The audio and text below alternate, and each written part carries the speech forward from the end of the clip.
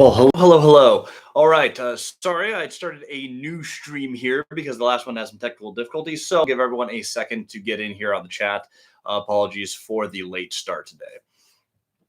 Really excited to kick this off, though. Cody and I are about to buy 55 more units, and so we're going to be covering a bit. I have Instagram over here on the side, so I'll have a side camera here. Anyone on Instagram who wants to comment in the chat, we go till the comments die. So I'll see everyone over here on Instagram, and YouTube is the mainstream. So if you want me to see your questions in real time and respond faster, this is the place to do it. So first things first, welcome to the channel. My name is Christian. This is Multifamily Strategy. Every single week, we're going to be talking about multifamily. We're going to be talking about how to buy with or without money. Today's topic of the day is going to be the 55 units that Cody and I are buying. 2 transactions, both $0 out of pocket, which is in budget for literally everyone. So if you guys have questions relating to buying property 0 down, let's start with those, and then we're going to roll through all the other questions that we will have in the chat as it goes through. Then we're going to answer a couple of questions from the YouTube channel from this week, and then we roll right into your questions. We go till the questions stop. So the deals that we are buying right now, I'm super excited about. I'm actually going on vacation next week, which I rarely ever do. And what we're going to be doing is Cody's going to help me close these out. He has a signing authority for me on both these deals. We've underwritten them, wrote them. We have an employee coming out to make sure no pipes burst in either of these buildings while we've been under contract, and then we're going to close them down throughout next week. Deal number 1. We're doing yet another hotel conversion. So we found a fantastic niche in Central Washington of taking the rundown, or not even rundown, but mismanaged hotels throughout Grant County, Washington, and converting them into multifamily. This one's actually already half converted. We have tenants in about 50% of the building. We're going to be closing this all with hard money. Believe it or not, half occupied. The building sits at right around break even, with $0 out of pocket at 13.5% interest. Now, if you're thinking that sounds absolutely brutal, that's because it is absolutely brutal. However, on this particular deal, the debt supports it.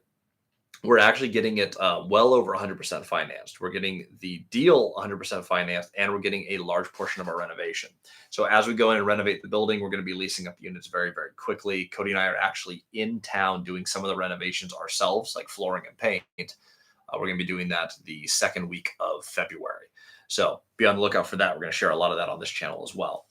But as we put these together, hotel conversions have been fantastic for us. We're buying for $1.6 million, $0 out of pocket, $0 out of pocket for the renovation. We're going to put together the entire deal, lease up the entire building, which my team is already getting pre-leasing for before we've even closed. We're getting ready to get this thing absolutely nailed. And within the first 3 to 6 months, we plan to have a full building, and we're going to try to shoot for a valuation of $3.1 to $3.3 million with a budget of about $300,000 to $400,000 in renovation. Who here wants to buy a building for $2 million all in with purchase price plus renovation and get a valuation of $3 million? That's $1 million project. Now let's go on to deal number 2. This is a 25 unit. It's actually a mobile home park. It's technically an RV park, but it's run like a mobile home park on long-term leases with permanent RVs on site. We are buying this thing valued at around $1.5 million stabilized for under $400,000. We're going to get a loan for about 130% of purchase price, which is going to let us redo the septic drain field and do some minor repairs to the well on site. There's some utility problems. This was a mismanaged property that has been a huge problem for the owners. They've tried to sell this for a long time. They felt trapped. They felt stuck. Throughout this entire transaction, they keep telling us, we don't believe you're going to close. They have never at any point thought that we're actually going to go through and execute the purchase. So as we're doing this particular deal, this is one where we're probably going to spend $200 or $300. We'll put a little bit of cash into making this thing perfect, replace some of the RVs, stabilize on-site management. There is a project to do here. However, our estimated return on this, we think at the end of all things, somewhere between $750,000 and $1 million. And the goal for this particular one, while I love holding things that are high cash flow, and this is going to be like $10,000+ a month of cash flow to us, we'll probably go ahead and 1031 this into stabilized multifamily because there's a lot of upside. And if you can take $1 million of your money and you know how to buy 10% down, Now we're looking at $10 million buildings that we can buy doing one project. That's pretty fun. And if we have to do 20% or 25%, you're still looking at a $4 or $5 million multifamily building that we can turn this into using exactly none of our own money. So those are the projects we're working on.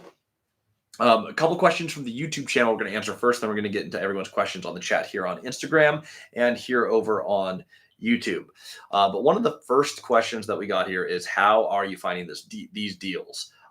We get this a lot. And there's actually off another video. We're live on Upflip. That is a channel, about 1 million followers. We actually just did a show on. So if you want to see our resort and some of our multifamily, we did a whole tutorial on how we built everything we did and got some fantastic footage. So check that out. But from that, I'm going to answer a few questions specifically from that YouTube channel. So the first one is, how are you actually doing it? They wanted us to go into more detail. They didn't feel that video gave enough on the front end. Ultimately, what we were doing is we're just meeting with the owners who don't know what we want to do. We share this all the time, but we're not going after transactions. I'm not asking people to sell. All we're doing is we're going to come in and say, hey, here's where I'm at currently in my business. And if you're comfortable with it, you share your cash position. Like I don't have a ton of money to go buy multifamily, but I've seen other people do this. You are someone in my market who's bought the type of building that I want to buy, wondering how you got started. Get some key points that they've learned along the journey. One of the mentees in Multifamily Strategy recently had one of these owner meetings, and the owner said, hey, I actually am tired of multifamily. I want to go into single family, which is funny because we don't like single family and love multifamily. There's a great connection point to go. And that person speaking to him, by the way, had a single family portfolio. There's a fantastic conversation that can happen organically there where you go, hey, I'm in single family trying to go to multi, and this is why. And they talk about the problems in multifamily. That's a great place for an exchange. And there may be a property or two that could be traded out of that. But that is the type of thing that you're going for every single time, is you're going to be looking for, okay, what can I actually do with the pieces I have, getting into a conversation. You build all these relationships, and essentially 5 to 10 phone calls a week, 1 to 2 coffee meetings a weekend. You're looking at 50 to 100 people per year in your market who are going to know exactly where you're at, your financial position, your goals. And as opportunities come up, you're top of mind. That is the main way that we're doing it. Who's financing 130%? They actually specifically, it is a hard money lender. It is a dear friend of ours. They asked us not to put their name on our YouTube channel because we have done so much business with them before, and they love our deals so much and our ability to operate. They're going to give us terms no one else can get. They don't offer this to anyone else. And so what they do not want is everyone around the country blowing them up. But I will tell you, it is a hard money lender. They are local to Washington State.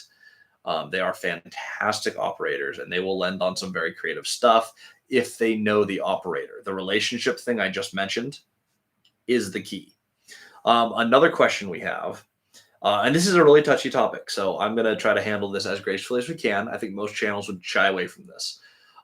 Summarizing their question, the person on the video essentially said, hey, these opportunities aren't available for someone of my particular ethnicity. Good for those guys. 2 white guys have the power to buy all the real estate. That's a tough one to tackle. I was debating that before we went live. However, we're just going to dive right in. When you're building relationships or you're buying with $0, there's not a whole lot that depends on the way you look. Now, if you're an absolute slob of any background, if you don't look professional or you don't look like you know what you're doing, that's going to be a factor. But as far as who you are and where you're coming from, majority of the very successful investors who we've worked with in Grant County and around the country, I will just share this. Most of the people we've bought a lot of real estate for are not white, are not white people.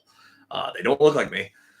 They're people who came in, a lot of them, immigrants from other countries. Some people have actually started as potato peelers at $5 an hour when they moved in with no English. They've built massive real estate portfolios, and that's one of the main people who I've partnered with, bought deals with. So sharing it officially on every platform we have. There are advantages and disadvantages, of course, for everyone's starting point. But with a $0 budget with creative finance, anyone can make it from anywhere. It's one of the things I love about this country. It's one of the things I love about real estate. Money does not care what you look like. And if you can put together a deal that hits the seller's objectives, they will sell to you. That is just a fact. If you can put it together and it makes sense, at the end of the day, you're talking about money and properties, and none of those have too much to do with where you came from. They have everything to do with where you're going and your ability to communicate that. So we can disagree on that, but it came up multiple times on that upflip video, and I thought that, you know what? It's a big topic. We're just going to go ahead and address it here. I'm going to dive into a couple of the questions here. We go till the questions stop. If you're watching on Instagram, jump over to our YouTube, Cody and Christian Multifamily Strategy. That's the best place for me to see your questions, but I will be going through the chat here on the right-hand side. I got my phone here, and we'll answer questions on both to the best of my ability. So going with Patrick, just booked my first owner meeting. What are some good questions you ask them once in the meeting? The first and most important one, I think, is how did you get started? Especially if you're near the start of your journey. Easy transition, obvious, relatable point. So we're going to come in, hey, here's where I'm at in my business, in my career. This is what you've done. Where did you get started? Number one question. One thing I like to ask people, and this is personal, but I'm like, hey, when we first started, there were some things that were really, really, really expensive that were expensive because we didn't know what we're doing. So we're talking about renovations where we went $20,000 over budget for literally no reason. We call that the stupid tax. So I like to ask people, along the way when you were learning stuff, what were the highest stupid taxes you paid and how would you avoid them? It gives you things that you can avoid and make your business better. It also gets, typically there's going to be some humor or they're going to start reminiscing. I felt that that's a really good connection point and an easy talking point to have. So I personally bring up, lessons learned. I phrase it as the stupid tax, but find your own verbiage for that. Fantastic way to go about it. Other questions, I think the last thing, there's different points you're going to naturally have throughout your conversation. However, I always end on, okay, so this is how you built your business. This is where I'm at. If you were in my position, what's the next thing you would do? Or in my position, what advice would you have for me? Essentially, you're going to ask them, based on our conversation here, what takeaways do you think I should have and what are my next steps? When you go out and do those steps, the next time you meet, you're going to be the person who actually calls them and says, hey, thank you for helping me get from A to B. I applied this information. That builds a whole different level of rapport. That is where, for Cody and I, we found deals started coming in instead of 30% down seller financed. Those same people offered us 10% down because they believe in us. They've watched us apply their principles, and there's a different level of relationship and trust. That question is probably the best question you can ask, and it always comes at the end. Doing a quick roll through Instagram. I do see a couple of questions over here, so we'll do our best to jump back and forth. I'm going from the top. Okay. What does your team consist of? I have a few teams. We have our resorts team. Shouldn't have gotten into hospitality. However, that's where I'm at. We have a director of the resort. So a director of hospitality. We have a director of maintenance. We have cleaners underneath them. I just hired someone who takes on all of our bookings. So they do all the hospitality things. They go through Airbnb, Booking.com, Expedia, direct bookings. They do all of our messaging. They're working on that. I'll be adding a marketing arm to that shortly, but we're in progress. That's actually about 2 days from being implemented. In multifamily, I have a director of property management, Hannah Caldwell. I have a in-market director to Grant County. Her name is Corey. She is fantastic. She's actually beyond fantastic. Talk about A-plus employees. She is the best. My wife runs the maintenance and contractors division right now, and I run all of the accounting, all of the actual marketing for multifamily, and a majority of the budgeting renovation decisions all run through me. That's my existing team in a nutshell. In acquisitions, obviously we have very publicly, we have Cody in the driver's seat for brand new acquisitions, and on the sales side, and we're talking like onboarding new multifamily units, trying to get my social media out to more people so that more people can be, so we can give more people to the channel and conversations like this. My very good friend, Caleb Hommel, is working very hard with me, one of our original mentees. He is helping trying to bring in more people to the communities. So that is what my whole team consists of in all the general businesses. I'll get one more question over on Instagram and we're back to YouTube. Do you recommend calling owners during the day or evening? I don't worry about the time at all. I've learned that in sales at the CoStar Group. Doesn't matter the time. Go ahead and reach out to the owners where they're at. Sometimes people are available midday. Sometimes it's night. If you didn't reach them in the day, call them at night. Don't call like super early in the morning. Don't call super late at night. But other than that, I mean, realistically, anywhere between like 9 and 7 p.m. are going to be good times to call. All right, YouTube is taking off with the questions, which makes me happy. Let's take a look. What do you do to maintain contact with owners after you have these meetings a month later? Oh, wow. That actually ties into what I'd answered a second ago. Yeah. So to maintain contact, keep them in mind. Some people keep a big list, and I think that's a little formulaic, and you end up getting a little salesy when you have a list of how many touch points do you need. When there's something that comes back to the conversation you last had with that owner, that is when you reach out. So if they said, hey, one of the big projects I did was put roofs on my flat roof buildings. If you or our friend is putting on roofs to your flat roof buildings and that project has a positive or negative thing, as a win over budget, got it done, increased rents, whatever the things are, I call them and say, hey, you had said to do this, and this is what I did, and this is how it turned out, and I wanted to thank you for your time. That's a great way to do it. Another great thing to do is that they gave you advice on deal structure. When you find a deal that is around one of their properties, give them a call and say, hey, I'm looking at a deal right now. You have a property. We'd spoken before. Would you mind giving a quick overview of this deal? Like, can you tell me what you think about this opportunity? And show them what you're working on. Show them the numbers you have. Ask them where their rents are and if they think everything you're looking at is reasonable. But getting their opinions is another great way to follow up. Josh, well answered on the touchy subject. Thank you. I don't know a good way in our current political environment to share that, but everyone can play this game. And seriously, every background, every ethnicity, everyone. I do more business with non-white people in real estate who've done really, really, really well. So all I could say is like anecdotal evidence. My experience has been your background is not what's going to hold you back. It's going to be your mindset. Let's see here from JNYC. How do you have zero down if you're not making a lot per year? Isn't there a 45% for required for mortgage payments? I don't use banks to acquire. I have done that for 2 duplex in my house. I've never used a bank on acquisition. They're very difficult to do. They have a ton of requirements. If you are starting your career and you are not already rich, you are going to have a ton of trouble playing this game. So there are all sorts of ratios the bank wants to see. And there's different products. There's DSCR products. There's income requirements. Generally in commercial multifamily, they're looking at the income of the building, but they want to qualify you as having enough net worth to back the loan. So depending on what you're buying and what the product is, the best way we've found to do the zero down is number one, we use it all the time, seller financing. 2, find a deal where you win on price enough where you can fund it with hard money. Those are usually the value add projects. That's where you can take rent from $400 a month up to $1,200. We did that on 38 multifamily units as our first project, made $2 million doing it. But that cost us exactly $0 out of pocket. The other way you can do it on a conventional deal is you find someone who is conventionally bankable.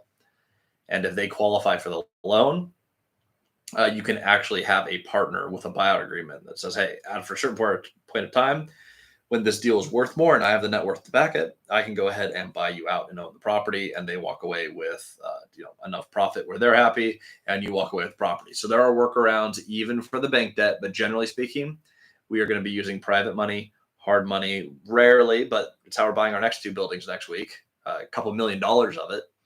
And seller financing, which is typically the preferred because you get to set your price, terms, balloon, interest rate, everything is done in seller financing. From Johnny775. What's up, man? Hope you're doing well. Quick question. What would you do with $100,000 cash? I have plumbing, construction backgrounds. You can pretty much do it all. Awesome. Well, you have some skills that I don't have. I'm a terrible plumber. I'm very bad. I can lay floors, though, and I can do electric. $100K cash. What would I do with $100K cash? Well, $100K cash, 10% down on a seller finance deal can buy you $1 million property. If you have $100,000, I recommend not spending all of it, especially on a value add project. What I would more likely do is I would do a project, especially with your skill set. I would do a mid-sized project that you're comfortable that you can do the value add on, because that's where you're going to make a ton of money. If you can save on the contracting fees, use your unique abilities, and do the construction, I would find a value add project where you do pretty well on price and excellent on terms. I'd buy it 10% down, probably raise the 10% so you don't touch your 100, and use your 100 as the reno budget. Create a large equity position in that, refinance the money out, and play again. That is probably what I'd do. If it's me and $100,000 of cash, is I figure out how do I grow my 100,000 into $1 million as efficiently as humanly possible using what's unique to me. What I'm really good at is negotiation. Cody's really good at deal finding. So if I look at, and we're really good at managing properties. So if I look at properties, I look at mid-sized value add. So no huge construction, but things need to be tidied up. Maybe cabinets replaced, flooring, light, electrical, new light fixtures, the basics. Find a building like that, find it at a decent price, and then negotiate excellent terms. And I'll use my management company to get the rents up over time very quickly. So that's something that you could do. But look at what's unique to you. In your case, I'm seeing plumbing, construction background. I'm imagining you leverage that to make the most money possible. Let's see here. Changes the game. I'm looking to find an investor that's interested in the 4951 thing you mentioned in some videos where you find investors interested and involved. Perfect. Always start with the deal. Go deal, then debt, then equity. Equity is the last piece. So find your opportunity and then figure out the right deal structure. 4951 might not be the structure for the deal you're finding. You might find one where you've negotiated almost everything. You need very little capital. And you end up taking 75-25 for an equity partner. Or you can raise it all as debt. Don't fall in love with the strategy. Find the deal and then figure out the strategy that makes the deal work. That is a strategy that tends to do very well when it comes to tax time. Rolling through the Instagram side really quick, doing a quick scroll down. We got a question. How are you finding sellers? Are you using a program like PropStream or Skip Tracing? Nope, we're doing them all on Google. So you can drive the streets on Google Maps. You can find the properties on Google Maps. Where you find one multifamily property, there's usually more around it because of zoning and just general business. There's little silos that have a lot of multifamily in every town, every submarket of every big city. You're going to find pockets of multifamily. We're clicking there. We're looking at public record, county data to see who the owner is. And if it's an LLC, we're plugging them to a free software, such as Open Corporate. Plugging their name in there, finding the owner, plugging them right back into Google, and away you go. I share a lot about that on our YouTube channel. If you go to our most watched videos on Cody and Christian Multifamily Strategy, it's the one with the big pink background. We do a step-by-step in 8 minutes of exactly how we're finding those owners without any skip tracing, without spending any money whatsoever. And we do this all the time, all over the country with people in our mentorship program. So I know it works. By the way, I have an easier time on the main screen with the good camera on YouTube. So if you're following over here on Instagram, go ahead and hop over to the YouTube one, and you can look right in my eyes at my face, and I'll get to your questions a lot faster. Rolling back down from Shiloh's crib. When you're refinancing, let's see here. When you are refinancing, aren't those terms from the bank usually shorter? Are you still aiming to debt hammer on it? Typically, bank debt has some pretty long products. We're looking at 5 to 10 years. Now, 5 is midterm. 10 is where you get into long-term debt. Some banks even have longer products available. When we move into bank financing, we're still looking at how do we use our global cash flow from our whole portfolio to hammer all of that mortgage before we have to refinance again. Does it happen on every single deal? Absolutely not. You have to pick and choose which ones you're going to hammer first and pay them all the way off. Typically, you're going to start with your smaller properties. So I'll take a larger property into bank debt, pull out a lump sum of cash, pay off a smaller multifamily property in full, and onwards we go. Candy asked on both platforms what my team consists of. So we answered that question a little bit earlier.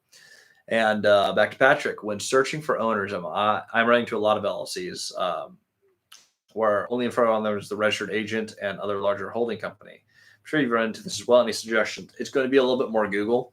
Cody and I get this all the time in our mentorship group, and we can always find them in a few minutes. It takes some practice. But you get one LLC and it's a holding company. Well, you need to figure out who holds it. Is it another entity? Let's look up that entity. It doesn't take a whole lot of Googling typically to bump into someone's number. Now, some of these are really well buried, but we found on one property that they had side-by-side parcels. They purchased in one entity, moved it into their hidden entity, but the land parcels on either side, they never actually swapped. So I was actually able to find their LLC based on their adjacent purchases.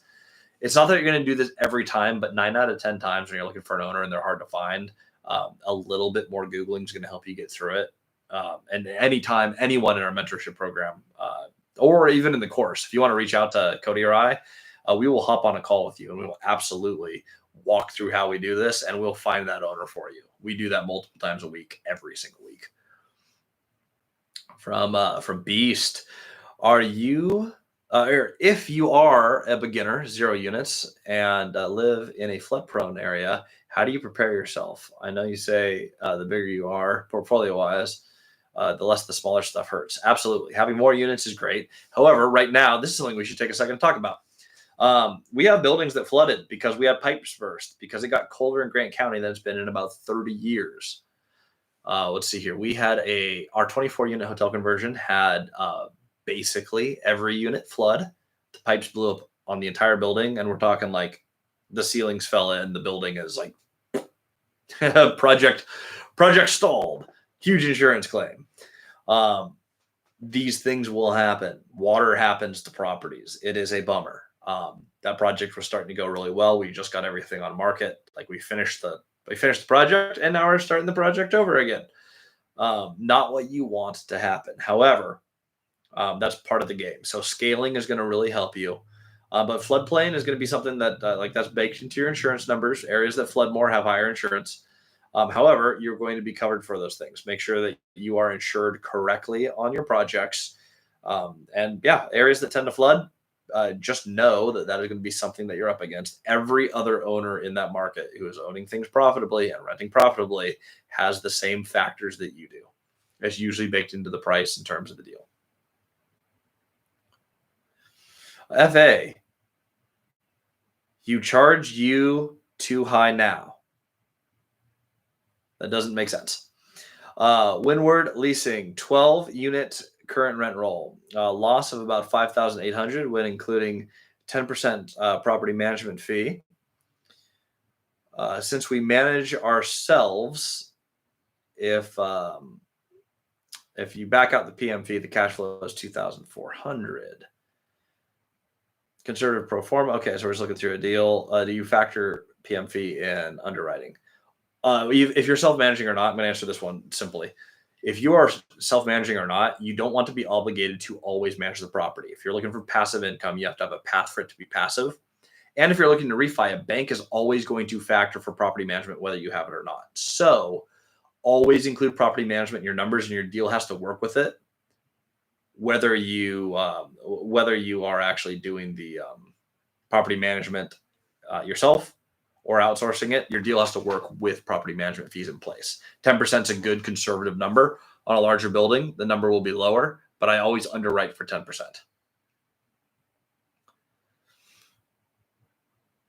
And I appreciate the thanks. Yes, absolutely. We try to share everything online for free. We can't do everything everywhere all the time. Hence the mentorship group, where it's more interactive, and our other things like the course. But we love sharing on YouTube. We put everything we can for free. We do this every single Wednesday. So for those who are new, every Wednesday, same time we go live. I screwed up the link for this and forgot to attach my camera, so I opened a dead link. That's my bad. But generally, we have them pre-scheduled. You can hop in, set a notification, and be good to go. Do you recommend calling property owners at night or day? That one won't matter. You can do both.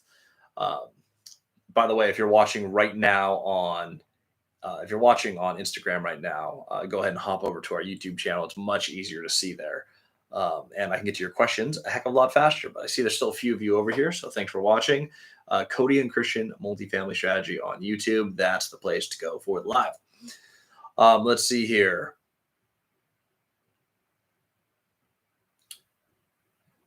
Do you recommend going day and night? Google Works, found plenty of owners. Thanks for the help. Here we go from Patrick.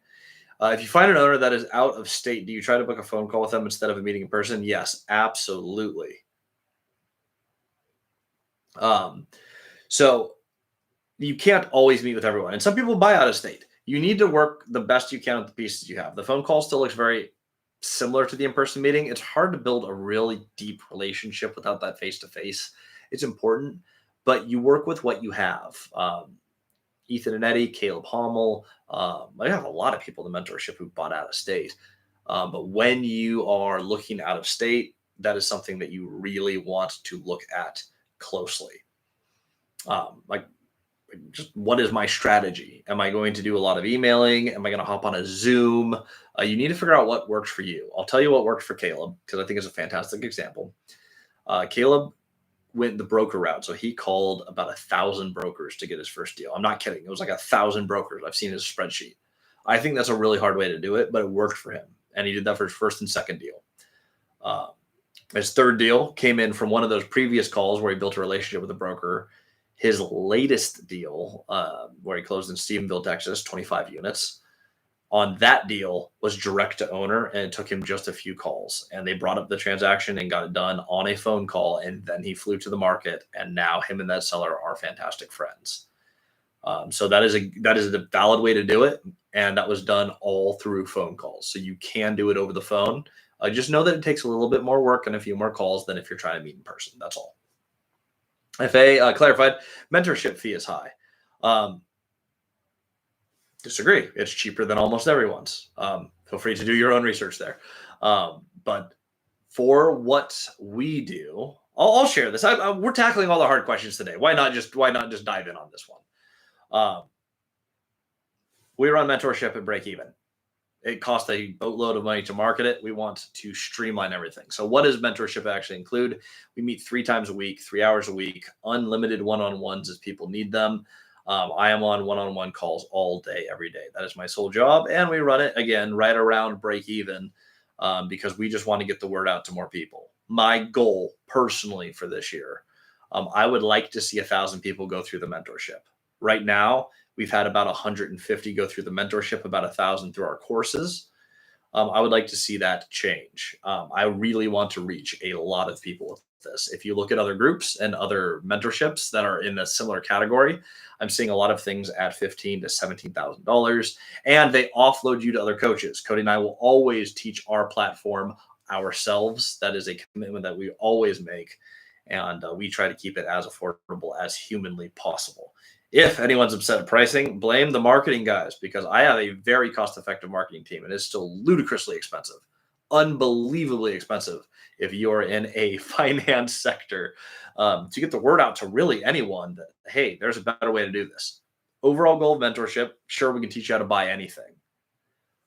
I want to save people money because some of the mistakes Cody and I made while we made millions of dollars cost us hundreds of thousands along the way. If I can help you tweak your deal structure so you don't make a $200,000 mistake down the road, that is what a $5,000 mentorship's for. I know it's not sexy to be like, hey, you're going to do this to save money. Yeah, you'll learn how to buy deals and make millions. But if you lose hundreds of thousands of the way, that is where I think having a mentor changes things for people. We look at your individual deals and help you not make the same mistakes that we did along the way because we did it without good mentors. I had genius mentors, by the way, for how to buy anything. But they lost all their stuff and they're a mentor on how not to do business. If you want to learn how to do things, that's why the group is what it is. We can disagree on it, but I'm just going to tackle everything directly today because why not? The hard questions are right there in front of us. Thank you for registering your opinion. I respectfully disagree, but thank you for putting that in the chat. I appreciate it. Nicholas, do you look at cap rates while underwriting? I don't look at the cap rate of the deal. I don't care as much about that because I'm looking at the debt service coverage ratio. I'm looking at the cash on cash return. I'm looking at, how is this thing going to cash flow? Where cap rates come in handy are, say you have 5-year debt, midterm debt, you're going to have to do a refinance. I need to know what the market cap rate is. So I know when I get the income to X, the property is going to be worth Y so that when I refinance, I can pull out Z amount of money. And that is the algebra that you have to do. Just 3 things, X, Y, and Z. What's the income going to be? What is the market cap rate? And that will tell me, if the bank's going to give me 75% loan to value, how much value is there? How much is 75% of that? And that's what I have to pay any of my equity partners or myself out of a cash out refi. So that's what cap rate is good for. It's really important so that you know what your deal is actually going to be worth at the exit of whatever debt you negotiate going in. As long as you're buying with a long-term cash flowing fixed rate debt, that is the number where that comes into play. Julie, I would love you to do a weekend class at Tulalip Casino. That would be fun. And that's not a long drive for me. I would absolutely love to do that. That'd be fun. hit me up on Instagram about that. Actually, at Christian Osgood. I would love to do that. If you have a plan or a connection on how to put that together, I'm there. Change of time. How do you make sure PMs are being accountable? Okay, so you have to come with a business plan. If you don't have a plan for your property, your PM's not going to do this for you. It's not their fault. If you come in with no plan and say like, "Hey, manage this thing," they're going to do the best they can. You need to have a vision for where the property is going to go, and you need to work on that vision with your property manager. That's really important. Work closely with your property manager to come up with here's where my property is at today. Here's where I'd like it to be. How are we going to get it there? You need to check in. If you have an intense project, probably monthly. If not, check in quarterly. Easy, simple calls. Schedule 10 minutes with your property manager and say, hey, where are we at? Have we thought of X and Y? And there's going to be things that you notice that they've missed. It always happens. It's impossible to have a perfect manager.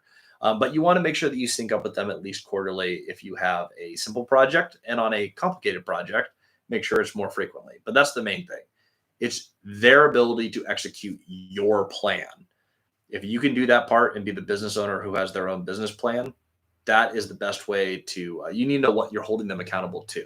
And I've noticed as a property manager, a lot of the clients who come in say, hey, I just don't want to deal with this. Please take care of it. And then, they call a year later. It's like, hey, why aren't rents here? Or what are our plans on these various things? And I'm like, well, running it, I've managed it to how I manage my properties. But if you don't communicate your plan to them, it's hard to hold them accountable to anything. That's just something I've experienced as a property management company owner. It's hard to be held accountable to a plan that you've not been given. So keep that in mind. Be nice to your PMs, but once you've established that plan, consistent contact. Make sure they're on the ball. Will bankruptcy affect my future in this field? If you have a bankruptcy, and I have friends who do creative finance who have been through bankruptcy. Cody and I have not experienced that. Businesses in real estate is going very well. Our properties, we buy principals that require cash flow with margin. So every time we buy a property, we make more, makes the debt service coverage very easy, and makes our banks and lenders very happy.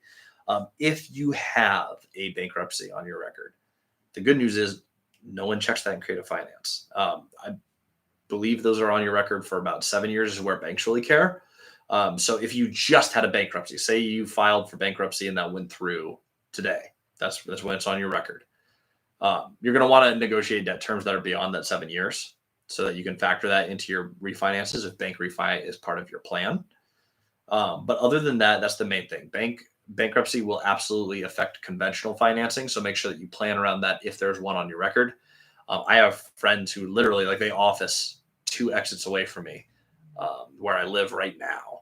And they've gone through bankruptcy. They've gone through a total loss of business. They've restarted, and they've amassed a very impressive portfolio all through creative finance doing a workaround. So will it affect you? Yes. Bankruptcy affects a lot of things, especially when it comes to borrowing money.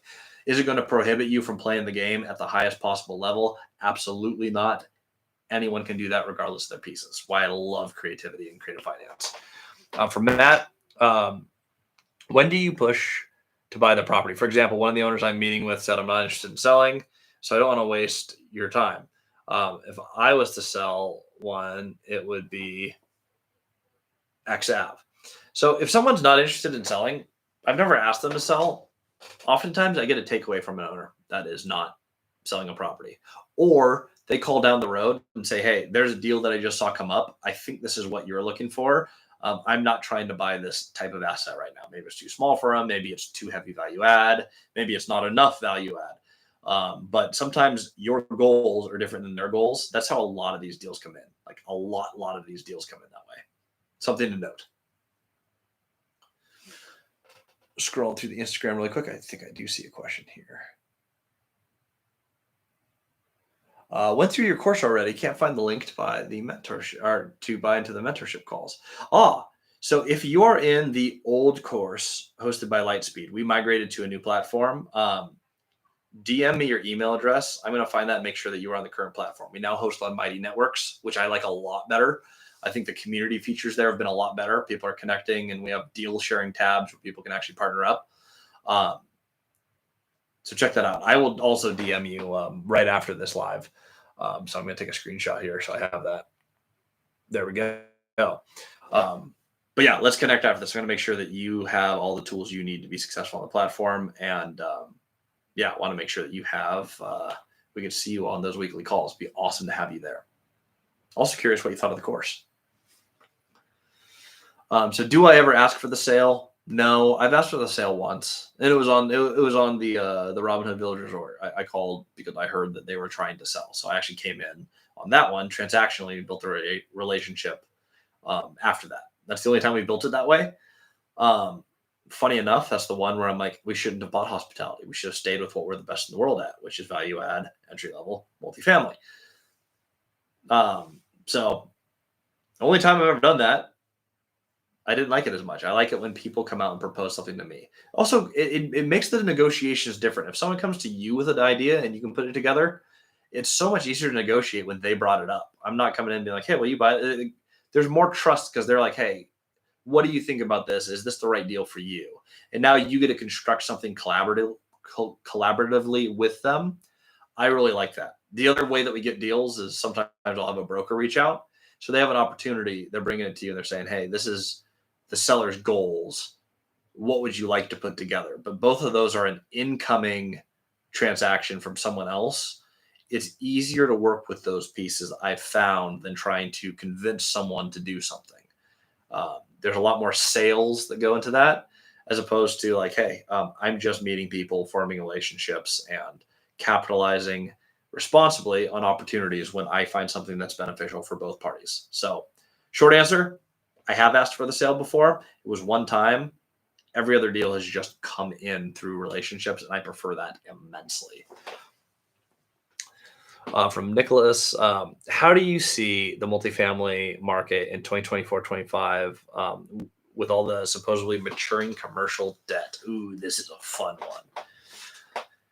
So there's a lot of debt coming due, and there was a lot of syndicators who had no business being in real estate. And I'm not trying to knock anyone. I'm just saying people bought into this idea that syndicating is a way to get into real estate zero down. I'm going to buy 100-unit deals, my first deal on variable rate debt, and this is going to go fine.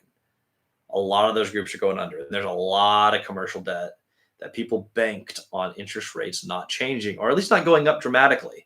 They now have to refi to make their deal work, and the deals no longer work. That's a really rough place to be. And so when you see a lot of defaults, banks start pulling back, which means we will see on a large scale, some of the larger multifamily, particularly the 75 unit plus, we're probably going to see a decrease in pricing. And the reason is with lots of defaults, banks are going to try to unload their balance sheets. That's going to be a real thing we combat. However, we are seeing rates come back down. Most people ended up surviving. Like we'll see more default, which will affect pricing. I think it's going to be very temporary. What are we looking at on a large scale economically? Most areas still have a huge housing shortage. With the increase in interest rates, with COVID and interest rates going up, the cost to build has been astronomical, which means we've done a terrible job building economically throughout the entire country. There's not enough building. Now, there's areas that have been hyper built. Sometimes there's a business cycle for every market. Sometimes you do overbuild, but on the whole, we need a lot more housing. We don't have the housing. Supply and demand, prices are going to continue to go up. We're also doing another huge round of printing money, which is, while stupid, fantastic if you are using leverage to buy real estate.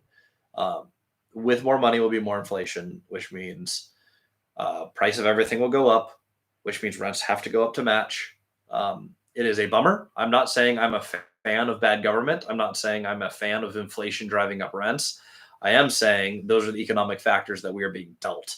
We will, as a whole, see rents and income continue to go up. I think they stagnate a lot through 2024, and they start kicking in 2025. But mark my words, with the way that we've printed money and are continuing to print money, we are about a decade out from rent doubling. It's going to get insane. While it's going to slow down, I think we're going to be fairly flat in 2024. 25, we're going to start picking up. And I'm not like huge on calling our shots on the market, but I think we're going to see insane growth again going into 25, 26 and onwards for the next decade. We'll see. Appreciate your opinions in the chats, both sides, IG and YouTube.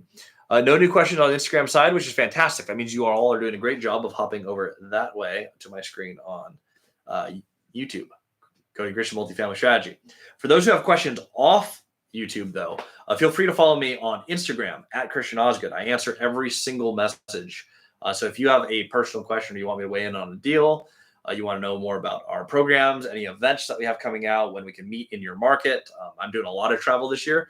Go ahead and DM me. If anyone has a podcast I need to be on, I am loving those things. If anyone has a channel where we can collaborate, also DM me at Christian Osgood on Instagram.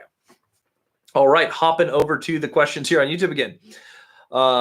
From Vic's Life, what if your initial owner outreach, what if in your initial owner outreach they give some sort of basic generic advice? Do you still push for an in-person meeting? Yeah, I actually don't want I don't want a ton in that phone call. I don't say this enough. Phone calls should be ridiculously short. Get the heck off the phone. Your mission is to book the meeting. Some people have these long calls, and I had a long sales career. Well, long to me, 8 years. I spent 8 years as a sales rep, and I learned this the hard way. The people who spend a lot of time on the phone chatting, they're going to talk about things often that are not really relevant towards getting to where you want to be. And they'll feel like they had a productive call because there was a lot of words. And like, oh, they stayed engaged. We were laughing. It felt good. Why would that person meet with you if you've already discussed everything that is worth discussing? Or if you had a bunch of extra things, they do not want to meet if you had a fun conversation where you talked about everything. If they give you a tidbit here, a tidbit there, they give you a generic piece of advice, that is actually the perfect time to go like, that is helpful. I'm actually going to be in the market and I have some more specific questions, but I would love to buy you coffee. Are you available on Wednesday next week? I want these phone calls, ideal for me, up to 3 to maybe 4 minutes long. Your intro, people decide whether or not they're going to listen to you in like the first 4 seconds. Your intro needs to be, this is my name, first name, not last name. As soon as you say last name, you sound like you're selling them something. Hey, this is Christian, calling about your property on the street. Had a quick question for you. And they're going to go, well, I'm not selling. Awesome. Couldn't buy it if I wanted to. I'm your property neighbor down the street. Reason I'm calling is I actually wanted to learn how you got here. Started in duplexes. You have a 20-unit building here. I'm trying to figure out how to scale up. Trying to retire my wife from teaching, actually. I was curious how you got started and how you got to a 20-unit building. Like, get right to the point. Let them talk. They're going to give you a tidbit. They're usually going to be generic. Awesome. I appreciate it. That's exactly what I wanted to know. If I had a few more specific questions, I'm actually in town next week. Are you open to meet? Like, that's the flow of the conversation. Your mission, get off the phone. You want to meet in person. Now, if you're meeting out of market and you need a longer conversation, I would still come up with a legitimate reason to like, hey, I appreciate that. I have to go. Can we schedule a time to either Zoom or have a longer phone call in the future? You want to have a scheduled time to go over these things. Calling someone out of the blue and just having a long conversation on top of being weird is probably not going to get you the result you want. Schedule the meeting. That is the goal of your first point of contact. Short. So that's what I like. If it's generic, I like it. Go for it. Candy, mentorship has been a positive experience so far. Newbie, but so far been really beneficial. Candy, I am super happy to hear that.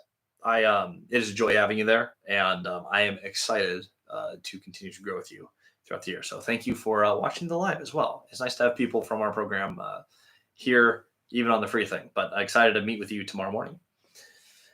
Justin, I'd love to have you on our podcast. I accept.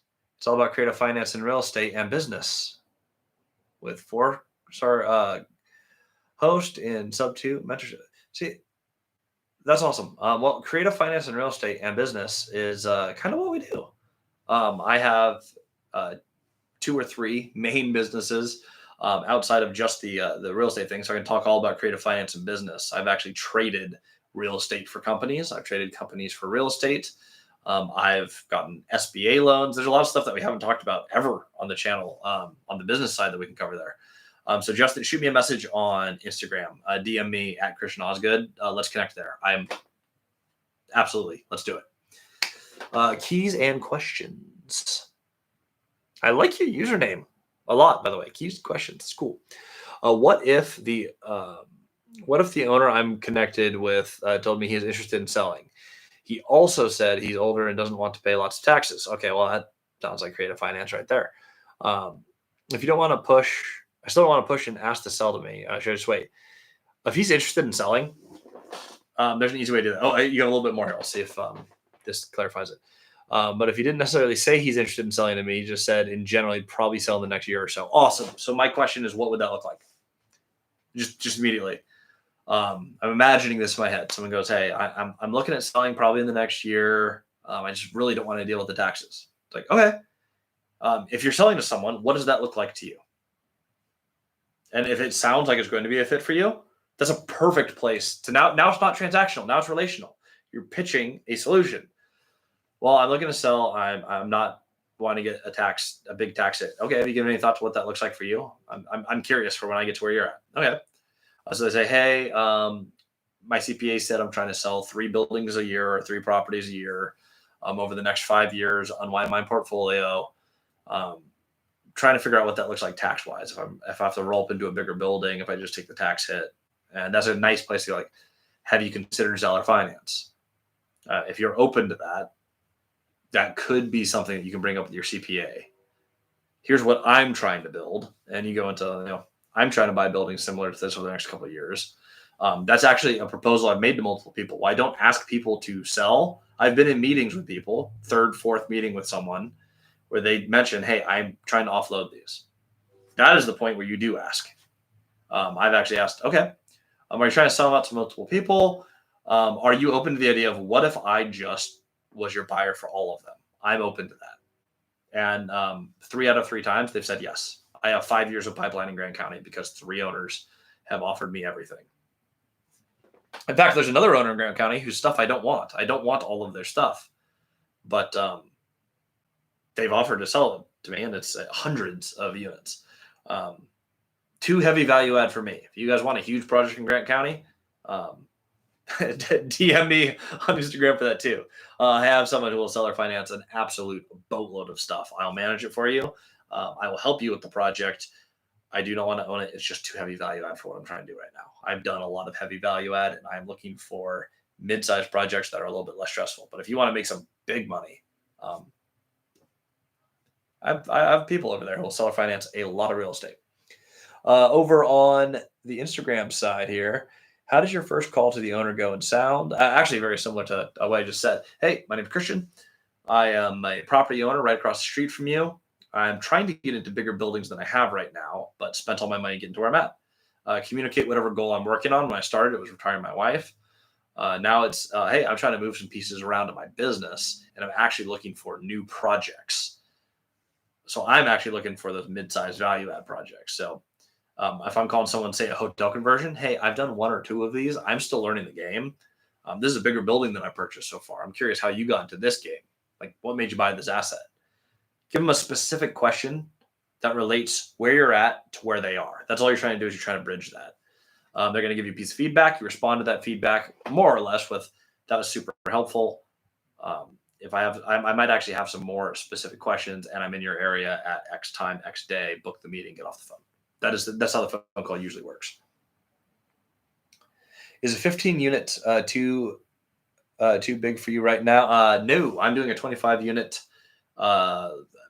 significant value add project, and a 33 unit also significant value add. They're not massive, not tons of construction, but we are redoing electric, adding mini splits, new floors, and painting the walls. I'm doing the floors and paint.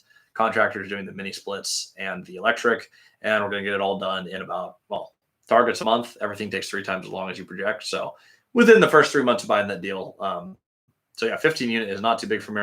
I'm under contract on one of those too. There's a title problem. So in the next 3 months, we're about 9 days out from doing what's called quiet title, but they're clearing up the title issues. And we'll be closing on another 15 units here shortly. So yeah, under contract on like 70 something units right now, closing on 55 next week. Okay. Justin will do. Excited for that message if you haven't already sent it. Evan, did you buy another 55 units? Working on it now. I shared that right at the beginning, but for those who have joined mid-adventure, first of all, YouTube, there's 31 of you in here right now. I have 10 likes. There's 20 of you who haven't hit like on this, telling everyone that this is an awesome podcast. If you guys appreciate this, go ahead and hit that like button for me. I greatly appreciate it. 55 units. First one is a 33 unit hotel conversion. 15 units are renovated and leased. The rest of them are either renovated and ready to lease, or for a majority of them, I'm going to be given some love. We're going to put mini splits in them. Going to do an actual, it's a bit of a project, but we're going to make this thing beautiful. 100% financed, hard money, both the renovation and the acquisition. Insane. The terms we got 13.5% interest, but it just about breaks even day one. We're going to lease up those other 3 units, which we already have pre-leased, and we're off to the races. So very excited about that. The other one is actually a mobile home park, which I'm actually collaborating with a dear friend on a mobile home park course. It is not part of Multifamily Strategy. It is not my course, but Cody and I are going to be going live on that. Mobile home park masterclass called Mobile Home Park Academy. Stay tuned for more on that, because that is a strategy where you can get really creative with creative finance. And so we're buying our first one of those, 25 units, value add, also like 130% financed. Getting $2 million of hard money here, refinancing out of all of it within the first 6 months. If you're money smart, I have a 2023 car with negative equity. I want to get rid of it. If you have any opinion how to get rid of it, the creative mindset. Well, I actually know a few people who've done this. You can sell or finance anything. If you own your car outright, you can just sell or finance. Like if you, well, he said negative equity, so that means you owe more on it than it's worth. You can still do a wrap. I mean, you can essentially finance your car to someone else. Keep telling me it's basic. You can basically do like a subject to on a car. I think it's silly, but you can absolutely do that. If it's negative equity on the car, you just want to pitch it. You can also just take the loss, but those are pretty much your options. I've seen people finance cars to other people. So you give them fantastic terms that are better than what they get at the bank today, but you get a little bit higher price on it. That's a way to get the car off your hands, get the payments off your hands, and potentially even make a spread on the vehicle. I have seen multiple people do that before. It works. So say you owe 50,000 on a car, it's now worth 40,000. You could sell it to someone for 55,000 and make sure that their monthly payments are greater than your monthly payments. You've essentially eliminated your liability, made a teeny bit of money, and got the problem off your hands. That's how I would look at that. JF Lobo, a huge fan. Any advice on pursuing SRO properties? Gosh, I'm trying to remember what that acronym is. Someone remind me SRO. I'll wait for that to pop up in the chat. I feel like that's the properties that are reclaimed by the bank, but I'm trying to remember what the S stands for in that. Someone remind me, and then I'll have an opinion. I think I know what it is, but to make sure I don't say the wrong thing to the right question, I'll wait for that to pop in the chat. In the meantime, keys and questions. What do you think about a mismanaged independent living apartments? Should they be left alone or turned into normal apartments? Single room occupants. Oh, see, I'm glad I had you clarify that. I will jump back to that question next. As far as independent living apartments, I like turning things into normal apartments. There's a lot of different strategies. So some people do bedroom rentals. There's a lot of different ways to make money in real estate, and all of them, for the most part, work. I really like so the single room occupants is. I've always it's called some people call it co-living. Essentially, you have roommates in a property and it's rent by room. On those, I like them converted to multifamily. The banks like them converted to multifamily. In Washington State, there are some issues with if you have an eviction, trying to get someone out as a roommate versus there's just some gray area. So be aware of that. It can be difficult. It really can. If you can convert it profitably to multifamily, get them in long-term leases, that's usually the play, and it usually helps you on value add. You might lower your income a little bit, but a bank's going to value it on a better cap rate. It's a more stable asset. So usually the money is turning into multifamily, but again, depends on the property and how easy that is to do. It's going to be very property by property basis. Which is funny because it ties into the other question I was answering there about the mismanaged independent living apartment. Should they be left alone, turned into normal? the SREO, apartment conversions. Generally, you want things in standard long-term leases. It makes your predictability a lot easier in business. From FA, also, if you have only $200 and you need to make 10K in 30 and only have a cell and internet, how would you do it? This is what could you do question. Okay. Let me think. I have $200. I'm definitely not going to spend my $200. So what can we do without money? You make 10K in 30. I assume that's 30 days. So if I had 30 days to make $10,000, I would look at what do I have. My first question is what could I be the best in the world at? So it could be the thing that you are the best at. It could be the thing you're like, what are my unique skills and talents? You're not going to do a real estate transaction because you're not going to close it and make profit on it in 30 days. That's not realistic. Some people will say, oh, a wholesale property, I'll get the fee. You don't know that you can pull that off and then take some setup. So I wouldn't do that. 10K in 30 days. I would take something that I have unique knowledge in that is interesting to other people, and I would actually start a platform around that. I would go with a digital product because your cost to launch that is going to be next to nothing.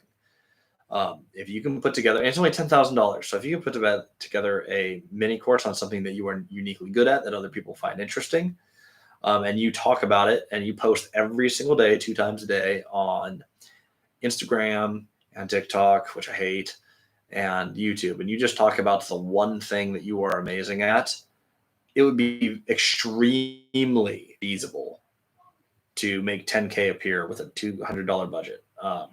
If you do the the work, because you can record this, I'm assuming you have a cell phone. If you record this on your cell phone and you spend $200, you can get a platform done for $100. You can put $100 behind your marketing, so there's your $200 spend. But you can create a niche for yourself on digital products. They're the fastest conversion that you could possibly do.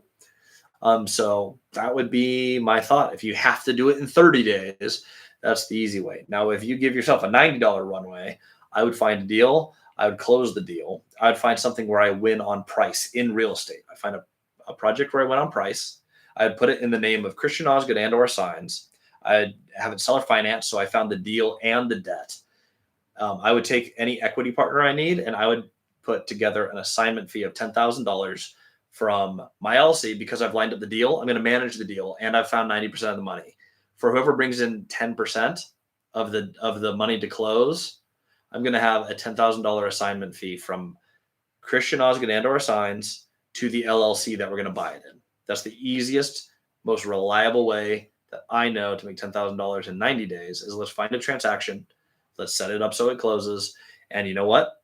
We can average that to $30,000 because if you find a deal that is fantastic, you do a $30,000 fee. It's kind of like this fee that wholesalers charge, except you're going to run the deal, you're going to find the deal, you're going to finance the deal. You do all the legwork. You're putting together a better package for a very nominal price. That is the best way I know to do that. But in 30 days, you're just not going to get a real estate transaction done. So you're going to have to find another way to do it. Digital products are the only way I know how to do that with a cell phone and $200. Good question, though. Fun drill. Tony. Howdy, Christian. I think you and Jan will do great with your mobile home park course. I think so. Jan is fantastic. He's done a lot. He runs a group called Wari. Cannot speak highly enough about Jan and his experience. He has done just great deals. He's done a lot less deals than Cody and I, and we've seen him do a lot of cash flow. He bought financial freedom doing this strategy. There's a couple plays that you can do, and this is why I contributed to this course because I don't just want to be the course guy. I don't want to have a million courses out there. Multifamily Strategy is my baby. So I would never want to take away from that. The reason that I agreed to do this project is one, Jan's really interesting. The way he built his business is worth investigating. Like people should know how he did this. There's some plays in creative finance that are actually unique to mobile home park, whether it's park owned or individually owned, and how you can seller finance individual units. In addition, Cody got into creative finance because of the book Deals on Wheels by Lonnie Scruggs, which actually talks specifically about specific mobile home park plays that you can do in creative finance for micro lending and smaller transactions. It fit brand wise for us to contribute on this. So I think it will do very well. I think it's going to be interesting for our existing audience. And so when that launches, I hope everyone gets all the value out of that. I'm going to be a coach on that for the first year. So anything that they do live, I think there's going to be a couple, I think there's going to be weekly calls every single week. I'm going to contribute that to that project for the first year because I think it's something that deserves to be out there. I rarely put my name behind these. So yeah, be on the lookout for that. We'll launch that soon. That's going to be a mobile home park course that we're collaborating. Again, it's not my product, but I'm collaborating with a good friend, Jan, on I'm putting together a mobile home park course. If you guys are interested, I think February 1st is probably the target launch. We're this close to going live. Keys and questions. The deal I'm looking at is a 35-unit independent living property. Ooh, I love that. Paid off. Owner will consider owner finance. Only has 18 units that are rented. Property is mismanaged. Ooh, everything about this I love. Get terms that make it make sense. I'm guessing you're going to do some version of the Hummel hack on this. So Hummel hack is where you have no mortgage payments for a certain period of time. You want to give yourself time on the payments to lease it up because your income is going to go up relatively quickly on this as you do a better job managing. Give yourself 6 months to a year of no payments. So do a down payment, which would be their consideration, and let them know, hey, I have problems I need to fix. I'm going to address these problems, and payments are going to start at X date. Most people will go for that. It's reasonable. If they don't, set low payments and then have them scale up over time until it gets to where you can sustain them. But having a stair step of interest rates or doing the full Hummel hack is a great way to tackle this type of project. The reason I jumped to that immediately is because it almost always answers the seller's question. It's really easy to put on paper. And it goes like, hey, it sets a path of, hey, I need to get the property to X in X period of time to pay the mortgage, which means if they had to take the property back and you failed your project, you should be notably better managed than they were. And the project, they're going to be taking back a better property than they originally sold. So it makes sense to the seller on those terms when the deal structure you're putting together matches the actual project and everyone's incentives aligned. You are incentivized to run the property better than they did very quickly. Most sellers are going to go for that. So that's a good thing to keep in mind. And then just make sure you write it to where it cash flows day one. Changes the game. Thoughts on senior living, pros and cons. I'll start with the con. It's a business. It's not just real estate. You're running a business. It's going to have staff.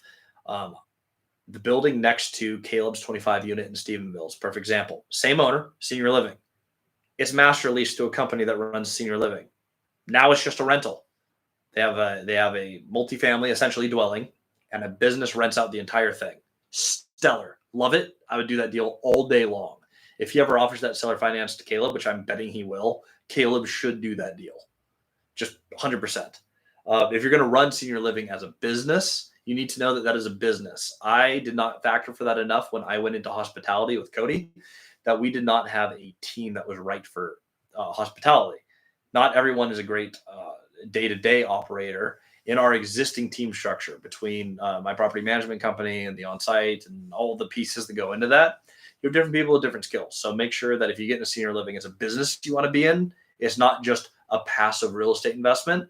That being said, if you want to be awesome at that, there's a lot of money to be made. And there's a huge need for it almost everywhere in the country. Huge need.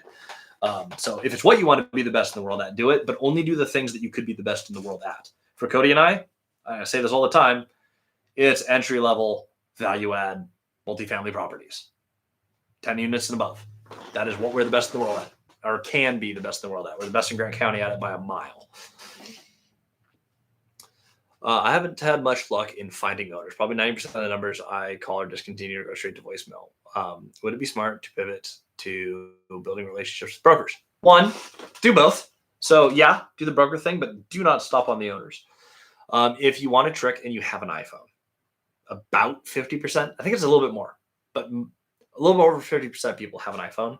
If you see one of those sites where it shows like 6 numbers that could go to that owner, if you type them in and they light up blue, if you go to text, it means it's usually an active iPhone. You probably got the right one. I don't always share this, but Cody and I, Wolf of Wall Street, Jordan Belfort, we had a question for him. So we looked up the numbers we found for him, and one of them lit up blue, and we texted, and he texted right back. That's also how we got on Brad Lee's podcast. Looked up his number off of a company he owned. Like 10 numbers came up, one lit up blue. We shot a text out to it. We got on the Lightspeed platform to start a course, and eventually we're on the pod. course, the camera is only on Cody. You hear my voice in and out. There needs to be a third camera in that room. I don't know why there's not, but if you've seen that, I think it's Cody's best performance ever. Cody knocked it way out of the park, and that's a really fun podcast on Bradley's channel, Dropping Bombs. Let's see here from Ida Willis. When Cody is calling property owners, does he use Excel to help him keep organized? I love Cody. I love being partnered with Cody. I love buying real estate with Cody. Organized and Cody are not two things that go together. The answer is absolutely not. Cody is super disorganized, but he's a just absolute genius at what he does. He's fantastic at math. He's fantastic at managing the relationships. He does what I do. If you have a relationship, like an actual relationship, not just trying to buy properties, that's transactional.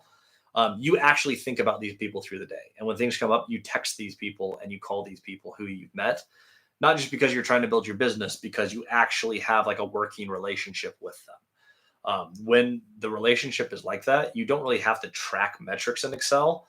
It's just like having a best friend. I don't text my high school buddies or my college buddies and then track it in a CRM. So I view it very much the same way. I know Cody certainly doesn't. Cody and I both do some prospecting. Cody's our lead deal finder. Both of us have found closed deals together. We've done deals separate. We've done deals together. Both of us have a very similar method. Build authentic relationships. Don't focus on getting the deal. Just believe the deals will come. It's one of those stupid, like, you got to trust the process, man. But you do have to trust the process. Like, you build enough relationship and enough people know your goal.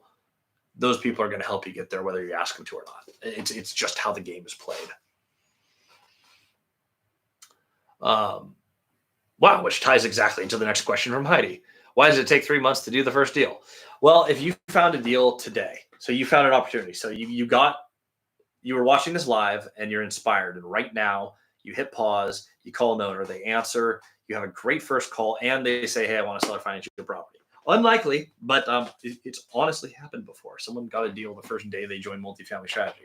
I am not advertising that that's going to happen. Just as a note, that's not part of the guarantee. But it has happened. Someone made one phone call and did a deal. If that happened, there's going to be some back and forth on the terms, the number, the price, what needs to come together. You're going to need to get someone to put it on paper. Everyone needs to sign. It's going to take days or weeks. Then there's going to be a due diligence period. So you're going to have due diligence where you're going to get, you're going to review leases, you're going to review bank statements, you're going to review financials, you're going to do a walk through the property in person, physically. Do not buy property without walking through the property. I have a friend who did that, and as soon as they bought it, their contractor fell through the top floor. They never checked to make sure there's any sort of structural soundness to the building. So you're going to walk through it. All these things take time. Then you have to line up any of the financing. So the short and the long of it is, if you get started today on an opportunity, it's going to take like 30 to 60 days to do the transaction if you found the deal today. If I did not have a deal teed up and someone said, hey, you have $200 and 30 days to make $10,000, I'm going to spend that first month finding and organizing that first deal that's going to be the right deal for that. And I'm going to spend 60 days making sure that deal closes and is done smooth with great legal write-up, with the correct operating agreement, with all the pieces in place. If you go faster than that, you're going to get sloppy, you're going to skip a step, and you're going to lose money. Just my prediction. By the way, I see people still hopping in over on Instagram. If you're joining us there, best place to see us is over on YouTube on my other screen. That's Christian and Cody Multifamily Strategy. We'll see you over there. For all you over here, thank you to those who have already liked this one, but the thumbs up and the likes all help boost the algorithm, get more people the information without me having to spend a boatload in marketing for it. So I appreciate you immensely if you appreciate the info here. Let's see here. Besides a promissory note, are there essential legal documents for seller finance? So you need the prom note and the deed of trust that are both draft. Apparently a promissory, or essentially, prom note is a promise to pay. It is the terms of your actual seller finance note. The deed of trust says, hey, I trust you to pay, but if you don't, here's our collateral, and it's backed by the piece of real estate. That's going to need to be drafted. You're also going to need, if you're doing anything commercial, 5 units and up, or you have partners, you're going to need an LLC operating agreement. You want that drafted and reviewed by your lawyers. Cody and I do this on every transaction unless I've already done business with someone and I can use the template that we used on our last deal for a different LLC. That is the only exception. Everything should be reviewed by your lawyers and their lawyers. Don't share this all the time, but today seems to be the heavy hitting, like share things that I don't usually share. Cody and I are still undefeated in lawsuits, both for evictions and the very few times that we've actually had legal disputes. Your operating agreements need to be bulletproof. I have had a partner, and this is ridiculous, but I'll tell you what happened. They wanted to go legal because they contributed no money to the LLC. They wanted everything renovated. And because we manage it, get this,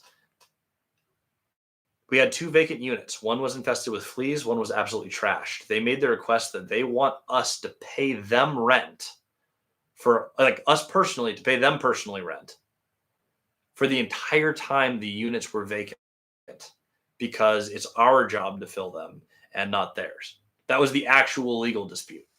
Cody and I are easy to work with, but I can't work with that.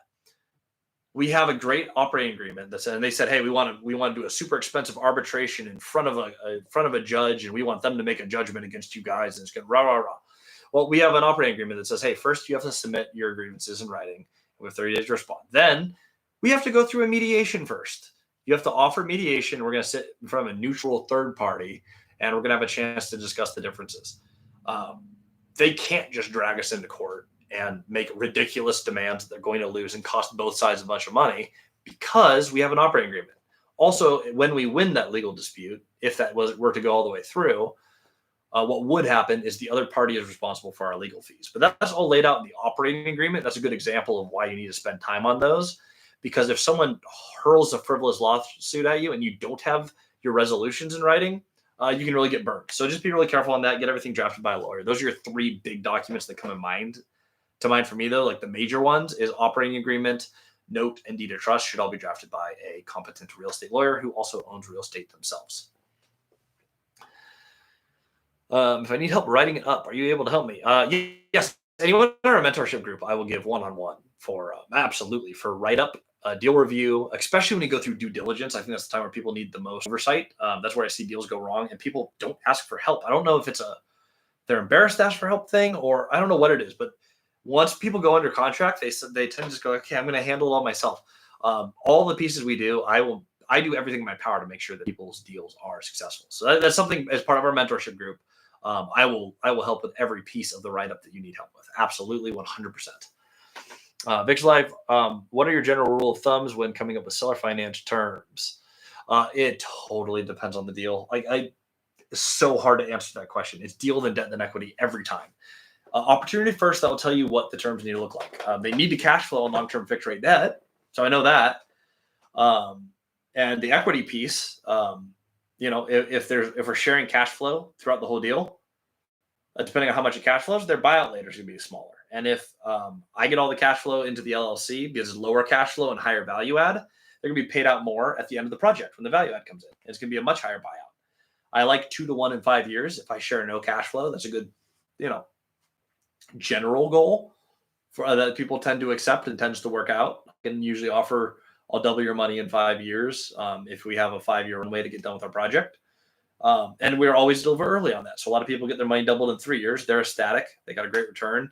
And we get to buy them out and keep the property, which we're ecstatic about because we get the cash flow. Those are all ways to do it, but it depends completely on your deal. If you win on price by a lot, it's easier to buy out people out of the value add on the back end. You stabilize, you refinance, you get a higher value.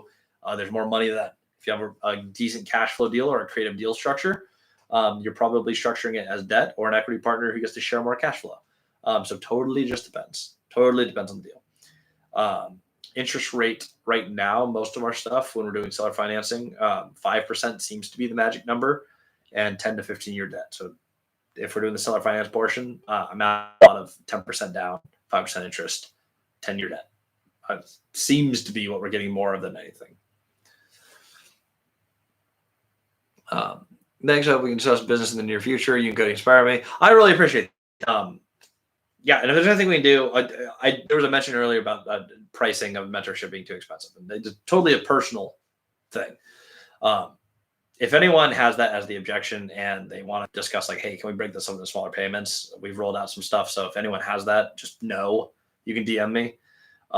We can work with you. If you're trying to work with us and it's cost prohibitive, it would be irresponsible to be the creative finance people and not have a creative way to to help you out. So DM me on Instagram at Christian Osgood if if money is what's keeping you from learning.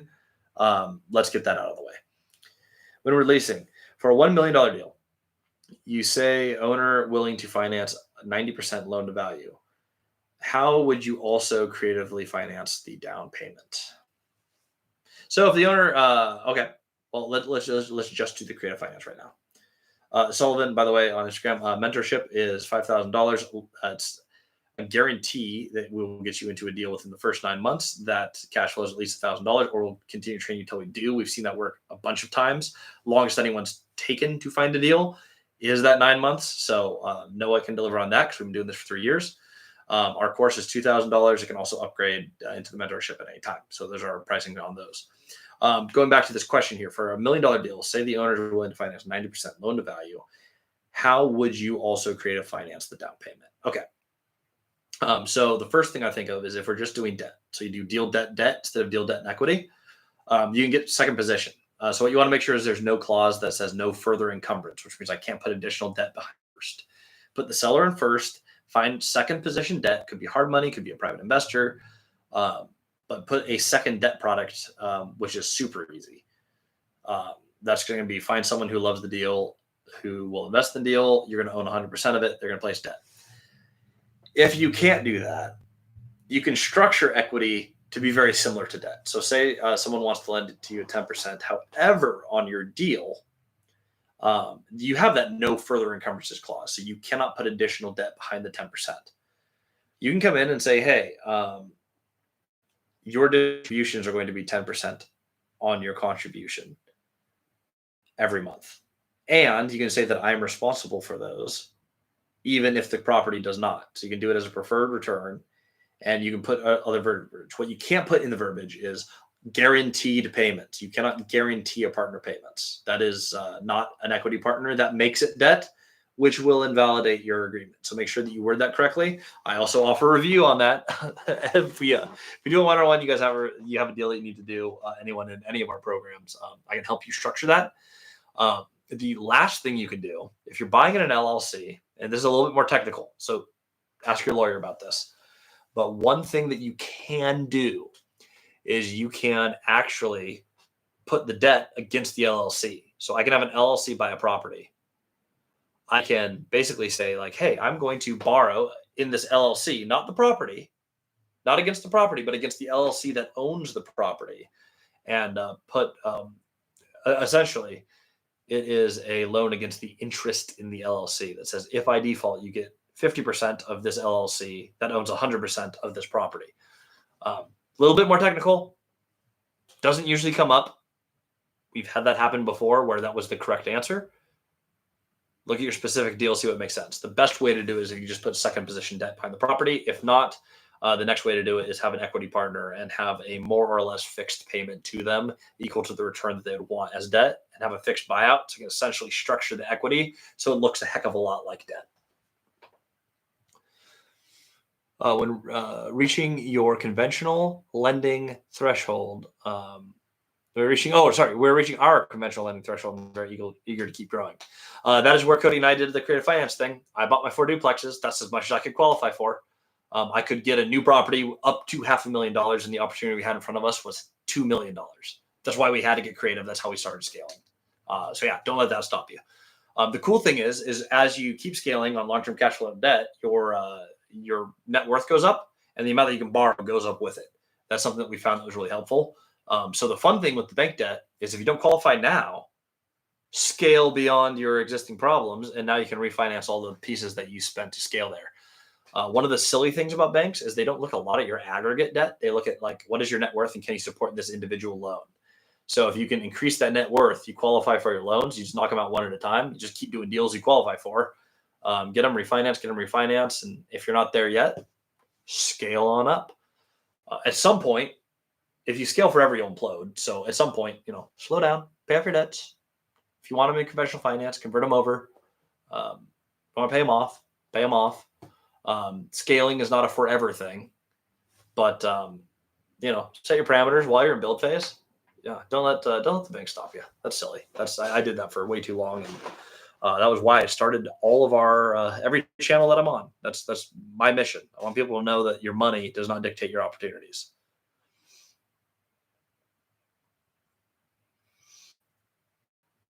How do you spell your Instagram?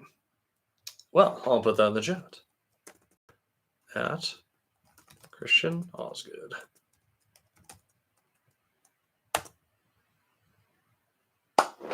My first name, Christian, like the religion. Last name, O.S. Good. I try to. I'm lucky enough that my name is fairly easy to spell and is completely unique. I'm not aware of any other Christian Osgood, so that's easy. Cody Davis, unfortunately, shares a name with a lot of Cody Davises, and one of them happens to be a New England Patriot, which means they have more social following than him. If you want to find him, he's at Doing Cody Things on Instagram. Also worth a follow. That wraps up my questions for YouTube. I don't see any more here. However, if you have more, this is the last call. I'm going to hop over to Instagram, answer those. I'll hop back over to YouTube, and whatever I answer last will end the session for today. Instagram has one new question. Ever done a 1031 exchange? Can you tell me a little bit more about the process? I've helped clients actually when I was a real estate agent doing this. I have not done one myself. I will be doing some. But no, I have not done a 1031 exchange. We are too early in our build phase to be trading properties yet. This next 2 years, we'll be doing several of them. I'm actually going to be turning a lot of the 25, 10 to 25 unit buildings are going to turn into 75 to 100 unit buildings. We have a clear path and plan to do so.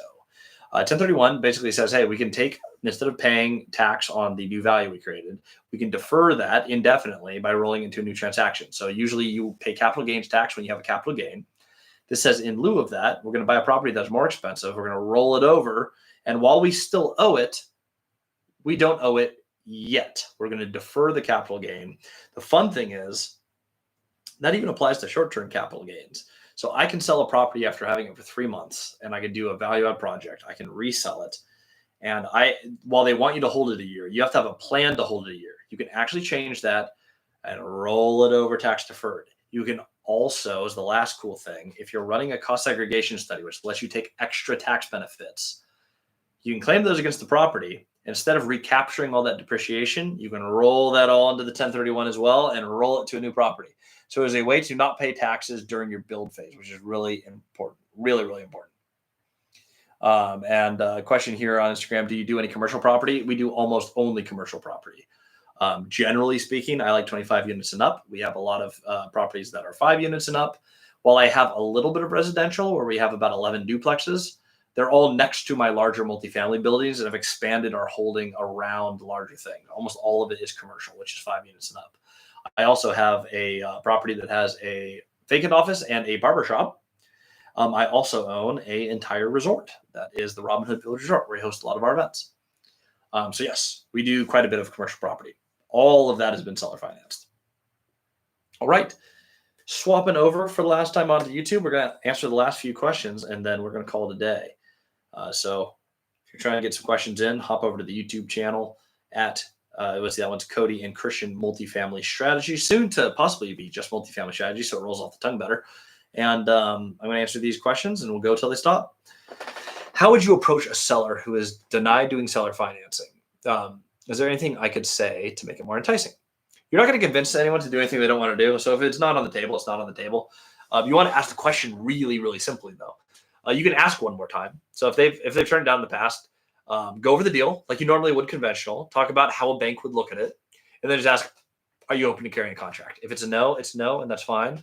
If they have questions around it, there's all sorts of benefits to a seller. But if you have to sell them on it, I can guarantee you're not going to get it. It just doesn't happen. I've never seen someone convince someone to do seller financing who wasn't open to it. They're either uncomfortable, it doesn't hit their goals, they want to cash out. If they want to cash out, they want to cash out, and that has to be okay. We don't magically convince everyone to do exactly what we want every time. Just ask the question one more time, are you open to carrying a contract?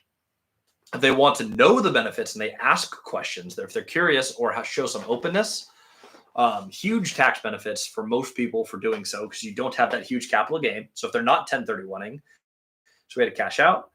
If they want to continue to get a revenue stream and they already have liquidity, which a lot of people who sell or finance who paid off their property already have money.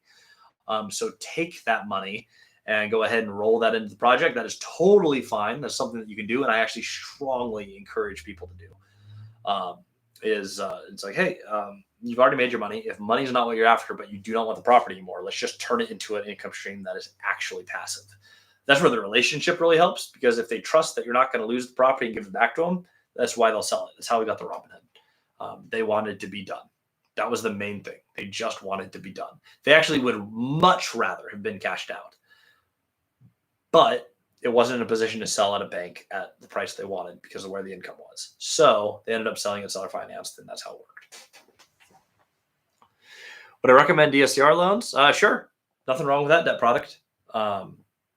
Non-conforming loan, so it's not a like standard Fannie Freddie loan. You usually have a little higher interest on those, but it's just based on what your property can service. If you can debt service it, you can do it. That's how it works. For Brenda, considering our mentorship, wanted to inquire the length of the mentorship, meaning once you acquire your first property, does the mentorship end? So it is a 6-month mentorship. Most people get everything they need in 3. It is designed for 3 months. We extend it to 6 because we understand life comes up. That being said, that is what is listed on the site. We also guarantee if you haven't bought something in your first 9 months, we'll work with you till you get your first $1,000 of passive income in rental properties. The longest it's taken anyone is 9 months. They happen to be our most successful mentee, Caleb Hommel. We've had people buy a property in less than a month. Most people are successful within that 6-month window. That is how long the live calls are. You have access to the course forever. You actually have recordings to all the live calls forever. So right now we have about 100 hour-long recordings. And if you watch 100 hours of us, I'm sorry, that's ridiculous. Don't do that. But you have everything going forward. We want to keep the community size about 25 to 35 people actively in any call. Right now we have 4 positions left in the mentorship. And then we go ahead and we shut it down for enrollment until, some people succeed or graduate. We try to keep the calls a certain size, which is why we target that 6-month window. It's just to keep the right amount of people in where it can be interactive with every single one of you responsibly. So the real answer is the mentorship is as long as you need it to be. Our target is 6 months, and most people stay for about 3 and they learn everything they need to. Because real estate, while it's not easy, it is very simple, and we keep everything extremely simple. You should have all the tools you need and more within the first 3 months of mentorship, and we cycle the most important pieces through there on a 3-month rolling basis. What area do most people mess up on? That is one of the best questions we've ever got. There's something called the stupid tax. The first time you do anything, if you haven't had a mentor who's already gone through it, it's really expensive to learn because you're going to make mistakes. Most people make their mistakes on the due diligence. They don't underwrite correctly. It's usually the time. We actually covered this at our last Robinhood event. Every single speaker was asked, what is the highest stupid tax you had to pay? No one gave a dollar amount. Everyone said the amount of time it took to do X or Y. In due diligence, they go, hey, I'm going to get this fully renovated in 6 months, and it takes them 2 years. I'm going to get it fully leased in 6 months, and it takes them a full year. I'm going to whatever in X amount of time. It's going to take you 3 times longer, almost all the time. I'm going to get this permit done. I've had people take over a year just to get a permit for a basic thing. Time is the thing that people miscalculate. The other piece of due diligence is people get uncomfortable. They don't ask enough questions, and they find out that the income is not what was advertised. We had that happen early on with a mentee. It was enough where it actually killed the cash flow on his deal. And what he ended up doing, while the goal is to buy it and never lose it, he sold it a few months later for $200,000 profit to someone who was equipped to be a more experienced operator than he was. It was a multifamily and restaurant deal. He could not figure out the restaurant. He offered the deal to an operator who owned a restaurant. They put the restaurant in the building. They leased the whole rest of the building. It was a win-win for absolutely everyone. However, it could have come up in due diligence that the project was not quite right for him, or that $200,000 upside could have been figured out before he even closed the property. He could have structured differently. So to eliminate stupid tax, find someone who's already done what you want to do and get them to mentor you. It doesn't have to be us, by the way. It could be anyone in your market, but find someone who's done it and have them walk you through those deals on the due diligence side after you're under contract. That will save you more money than anything, because that is the most expensive stupid tax you'll pay.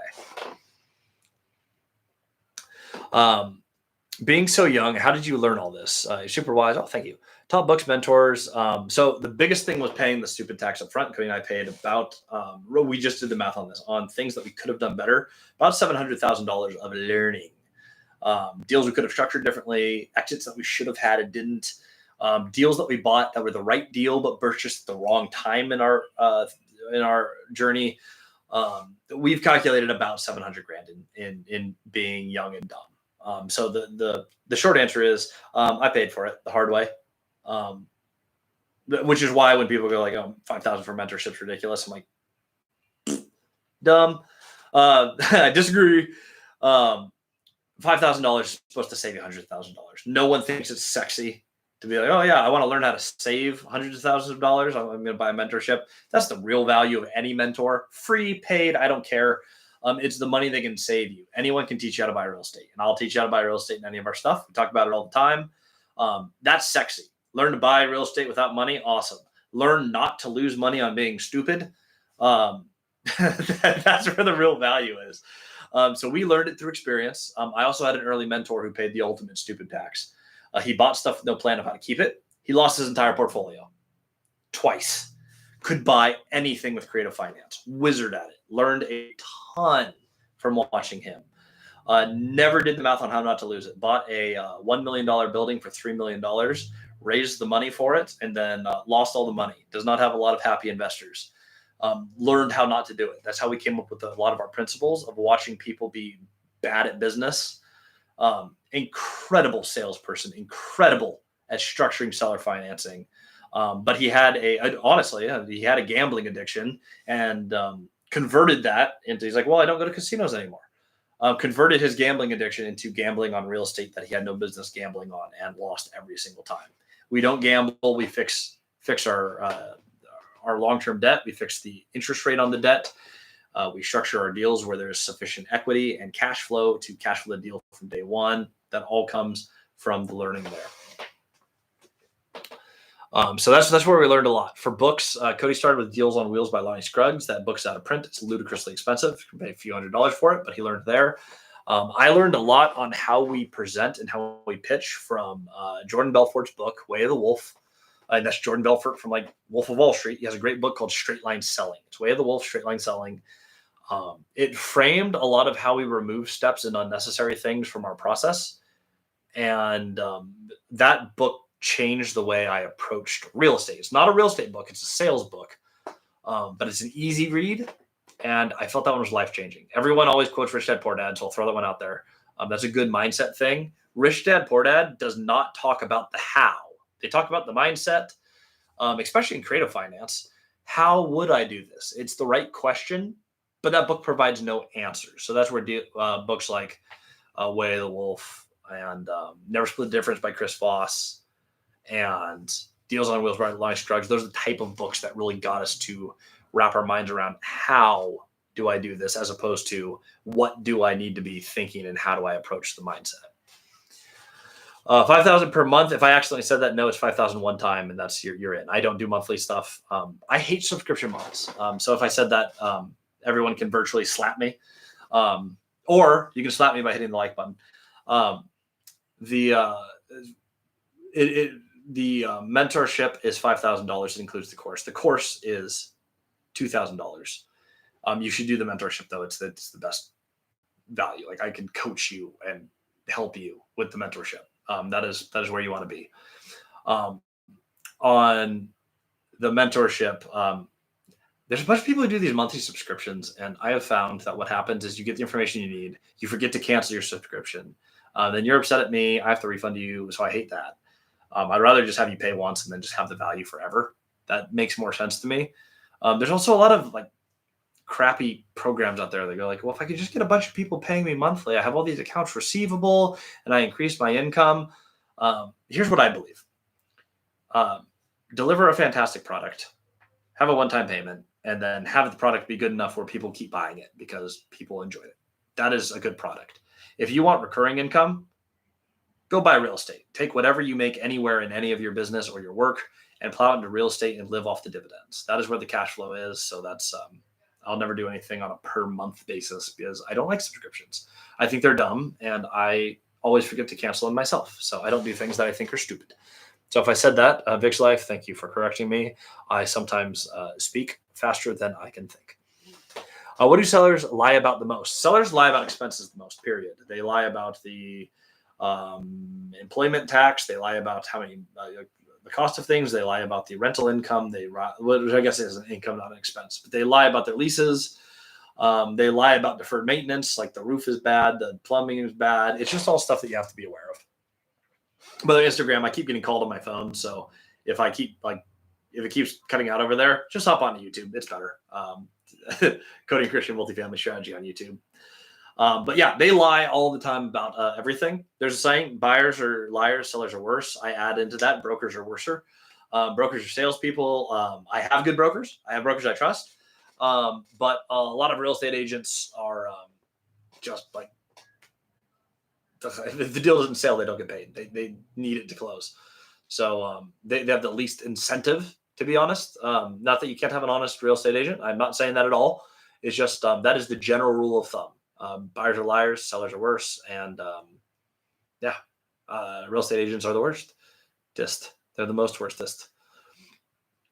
Do you have suggestions on an operating agreement with a partner? Have a good lawyer and have both parties have different lawyers review it. Everyone should agree on everything going in. People get lazy on that piece, and that is where you get the super expensive lawsuit, or you get the one that you lose your business on, where someone slips something in there.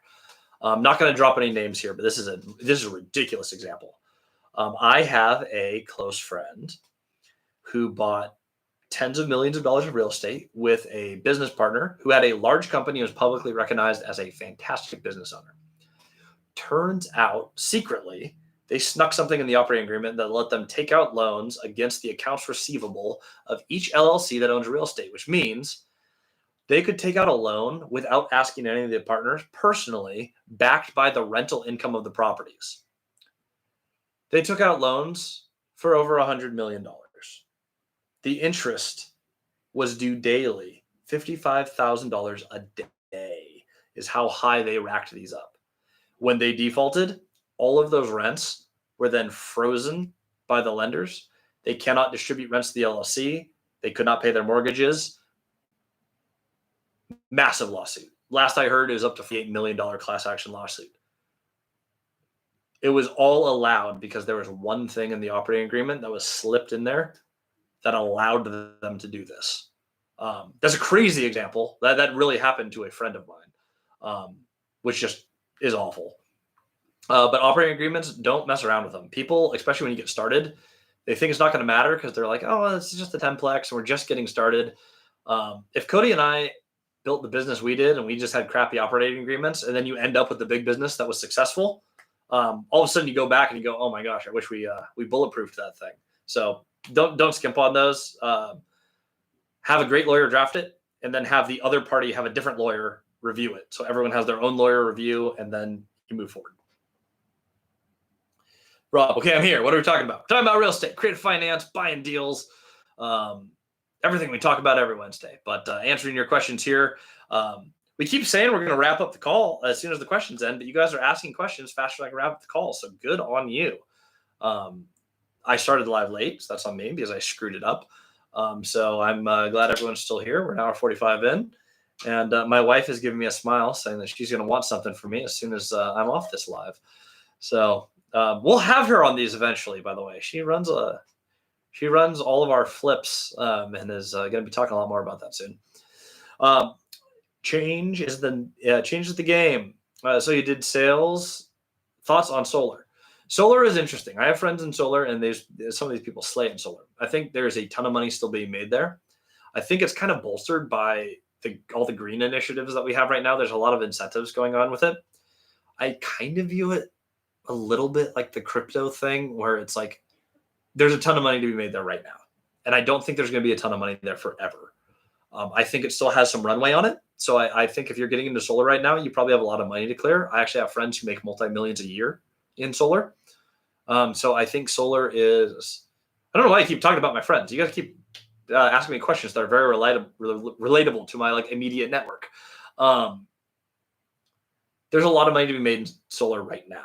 Is that the long-term career play? No. Is it a good place to enter sales right now? I think yes. I think you can clean up unproportionately to other places in the short term if you are a good salesperson or want to be a good salesperson and you're getting into solar right now. I do think that we are at the very end of that. I think we're at the end of the peak of that. I think we'll start to taper down in how awesome it is. But it's been really good. And I do have like very close friends who make 7 figures a year plus doing that. So keep that in mind.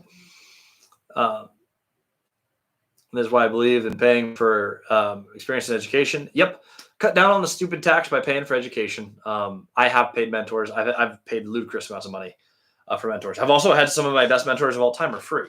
That is why we really talk so much about the best mentors you're going to have are the people in your market doing the things you want to do. The person who's literally done the thing you want to do is your best mentor. Paid mentorships, totally going to be worth it for almost everyone.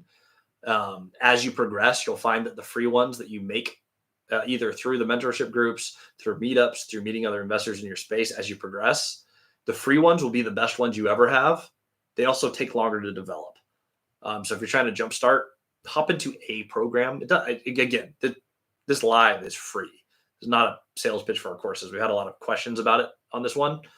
Doesn't have to be ours, but like if you're thinking about joining a paid mentorship and it's from someone who teaches it themselves, who has done what you want to do, jump in and do it. It's worth it. I would have saved hundreds of thousands of dollars in my business. The only reason that you wouldn't, that I can think of for joining a paid mentorship, is you're not sure that it's what you want to do. If you're going, hey, I'm committed and I'm going to buy real estate this year, 2024 is my year, I'm going to buy something with or without money. If you're going to do it, then pay for the mentorship and learn the skills, like learn from the mentor. If you're like, I think I'm going to probably do it, know you're going to do it before you pay for the mentorship. Those are the only people I see fail, are the people who are on the fence and want to learn more. They're the only people who don't like dive in. If you're committed, find a program and join it. It could be anyone's. As long as it's not my direct competitor. You guys all know who I'm talking about. If you want to buy multifamily, learn from us. If you want to learn how to buy a house that has no equity in it, talk to the other guy. Let's see here. Straight Line, former Wall Street guy here. These old school YouTube videos are insane. Yeah, Jordan Belfort, I believe Jordan actually is the best salesperson I've ever seen in my life. Had the privilege of talking to him before. He'll answer my text on the rare occasion I have a reason to reach out to him. I actually think he is the best. I think he is actually the best salesperson I've ever seen, ever. Straight Line is the only thing that I subscribe to as like the dominant best way to go. That is a sales method that works. And I am not a fan of online gurus. This coming from someone who I recognize has a lot of stuff online. I have a lot of respect for what he built. Great method. The one other salesperson that I cannot praise enough is Chris Voss. He has a book called Never Split the Difference. It's on negotiation, which is my specialty. I'm actually a better negotiator than I am a opener or a closer. The middle is where I thrive. Cody is good on the front and back end. I come in the middle and make sure that we get what we need to get a deal done. Chris Voss is more of my personality. Those two salespeople can change the way you communicate with people and get, pardon my language, but they will change how you get shit done. Those two are like excellent if you combine those two. Rob, how did the Robinhood event go? I loved it. It was a smaller event. Turns out, if I talk about how to save money and make millions in asset management, half as many people come as if I say buy stuff with creative finance. Everyone, I feel like a one-hit wonder. I feel like everyone wants us to play our one song. So our creative finance events, they're bigger. This was a more intimate event.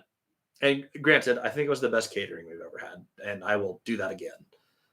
But it was a fantastic event. I got to connect with everyone one-on-one and really get into everyone's individual business. I had our friends from a company out of Florida, Growing Homes. I love what they do. They do incredible edible gardenscapes for sustainable, eating at their multifamily building. So they will buy multifamily. They'll do incredible gardenscapes, and all the residents get to enjoy all the fruit. It's a cool brand. It's a cool story. I love what they're doing. So it was a privilege to get to meet with them, talk about their business. But the actual networking I felt was the best it's ever been.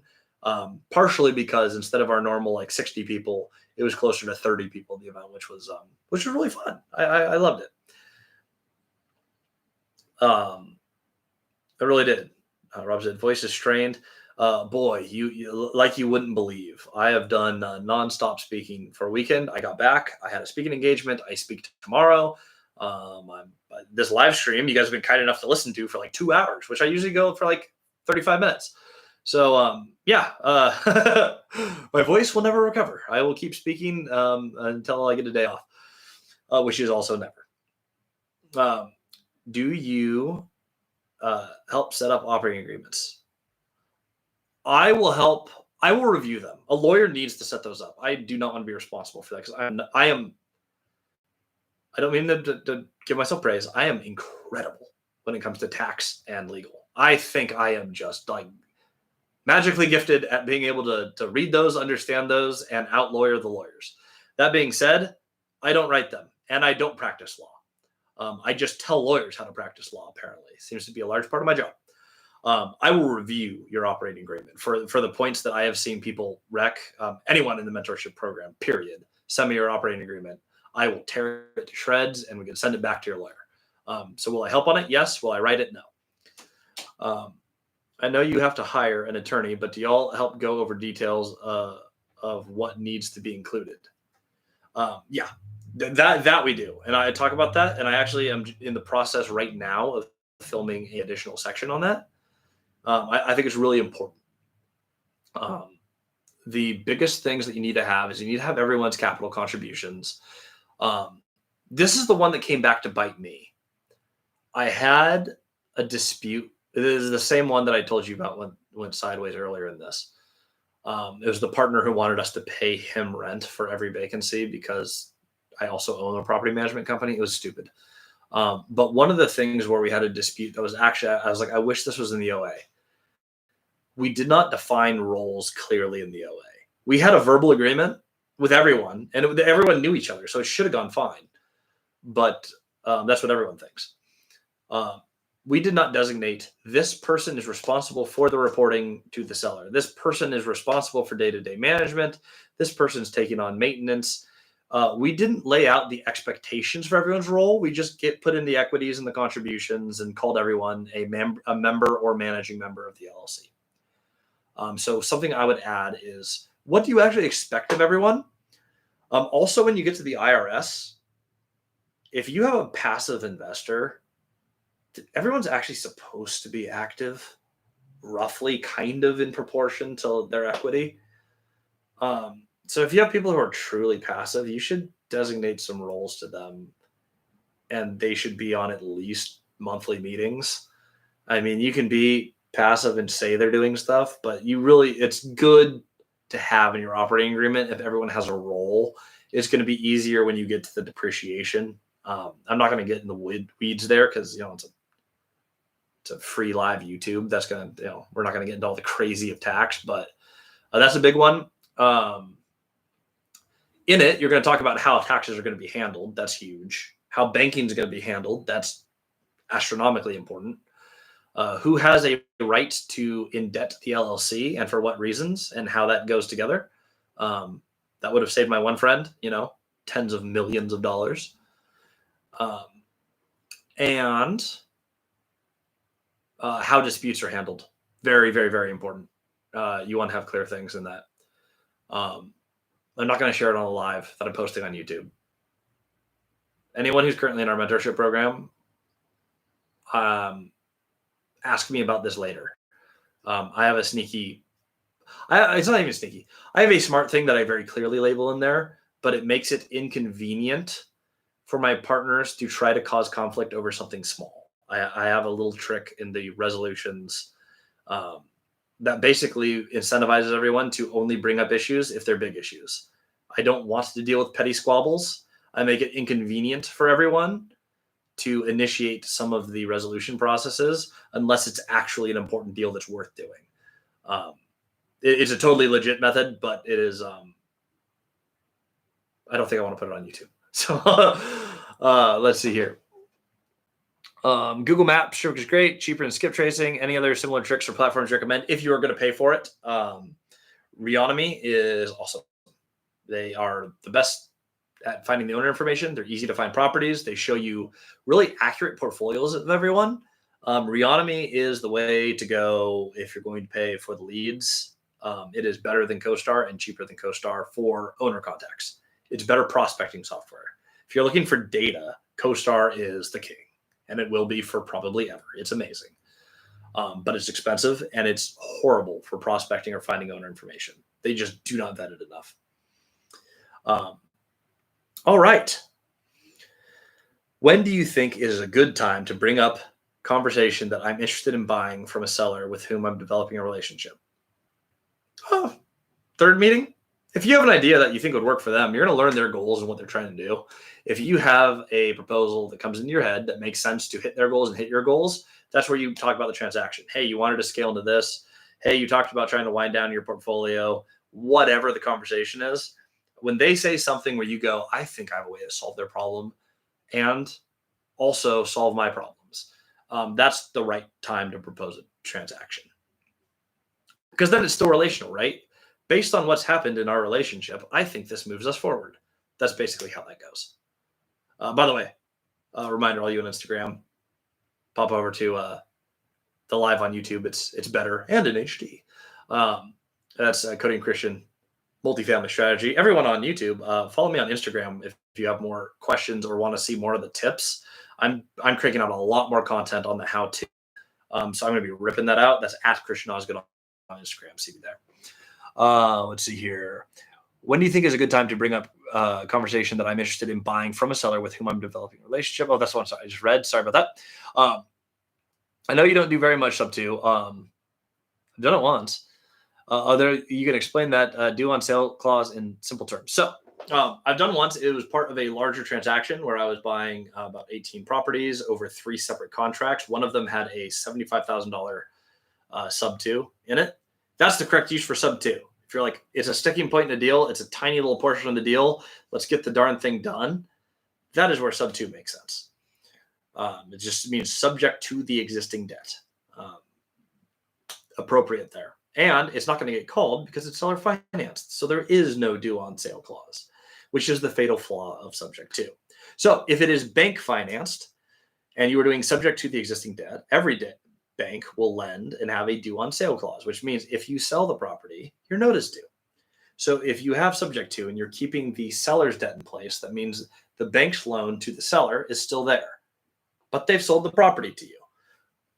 The due on sale means that note is now due because of the sale. Self-explanatory, right? Right now, within 60 days, and we did a survey on this. I actually talked to title companies in 3 different markets around the country. Completely different markets. My local one, I did this in Texas. I also did this over in Florida.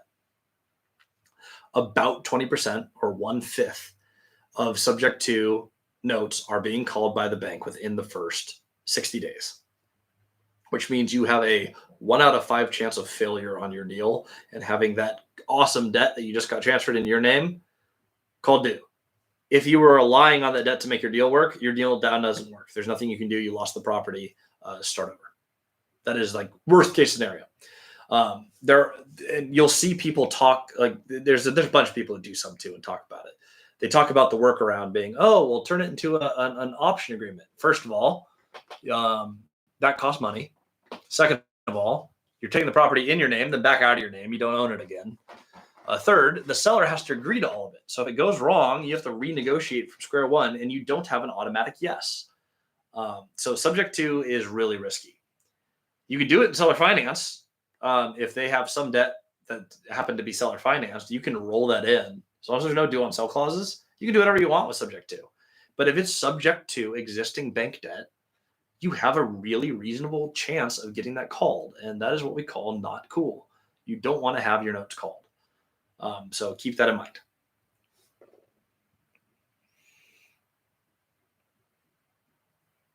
Are you seeing the number of multifamily properties for sale increase or any early distress in your market? Early distress, yes. For sale, no. Nothing goes for sale over there.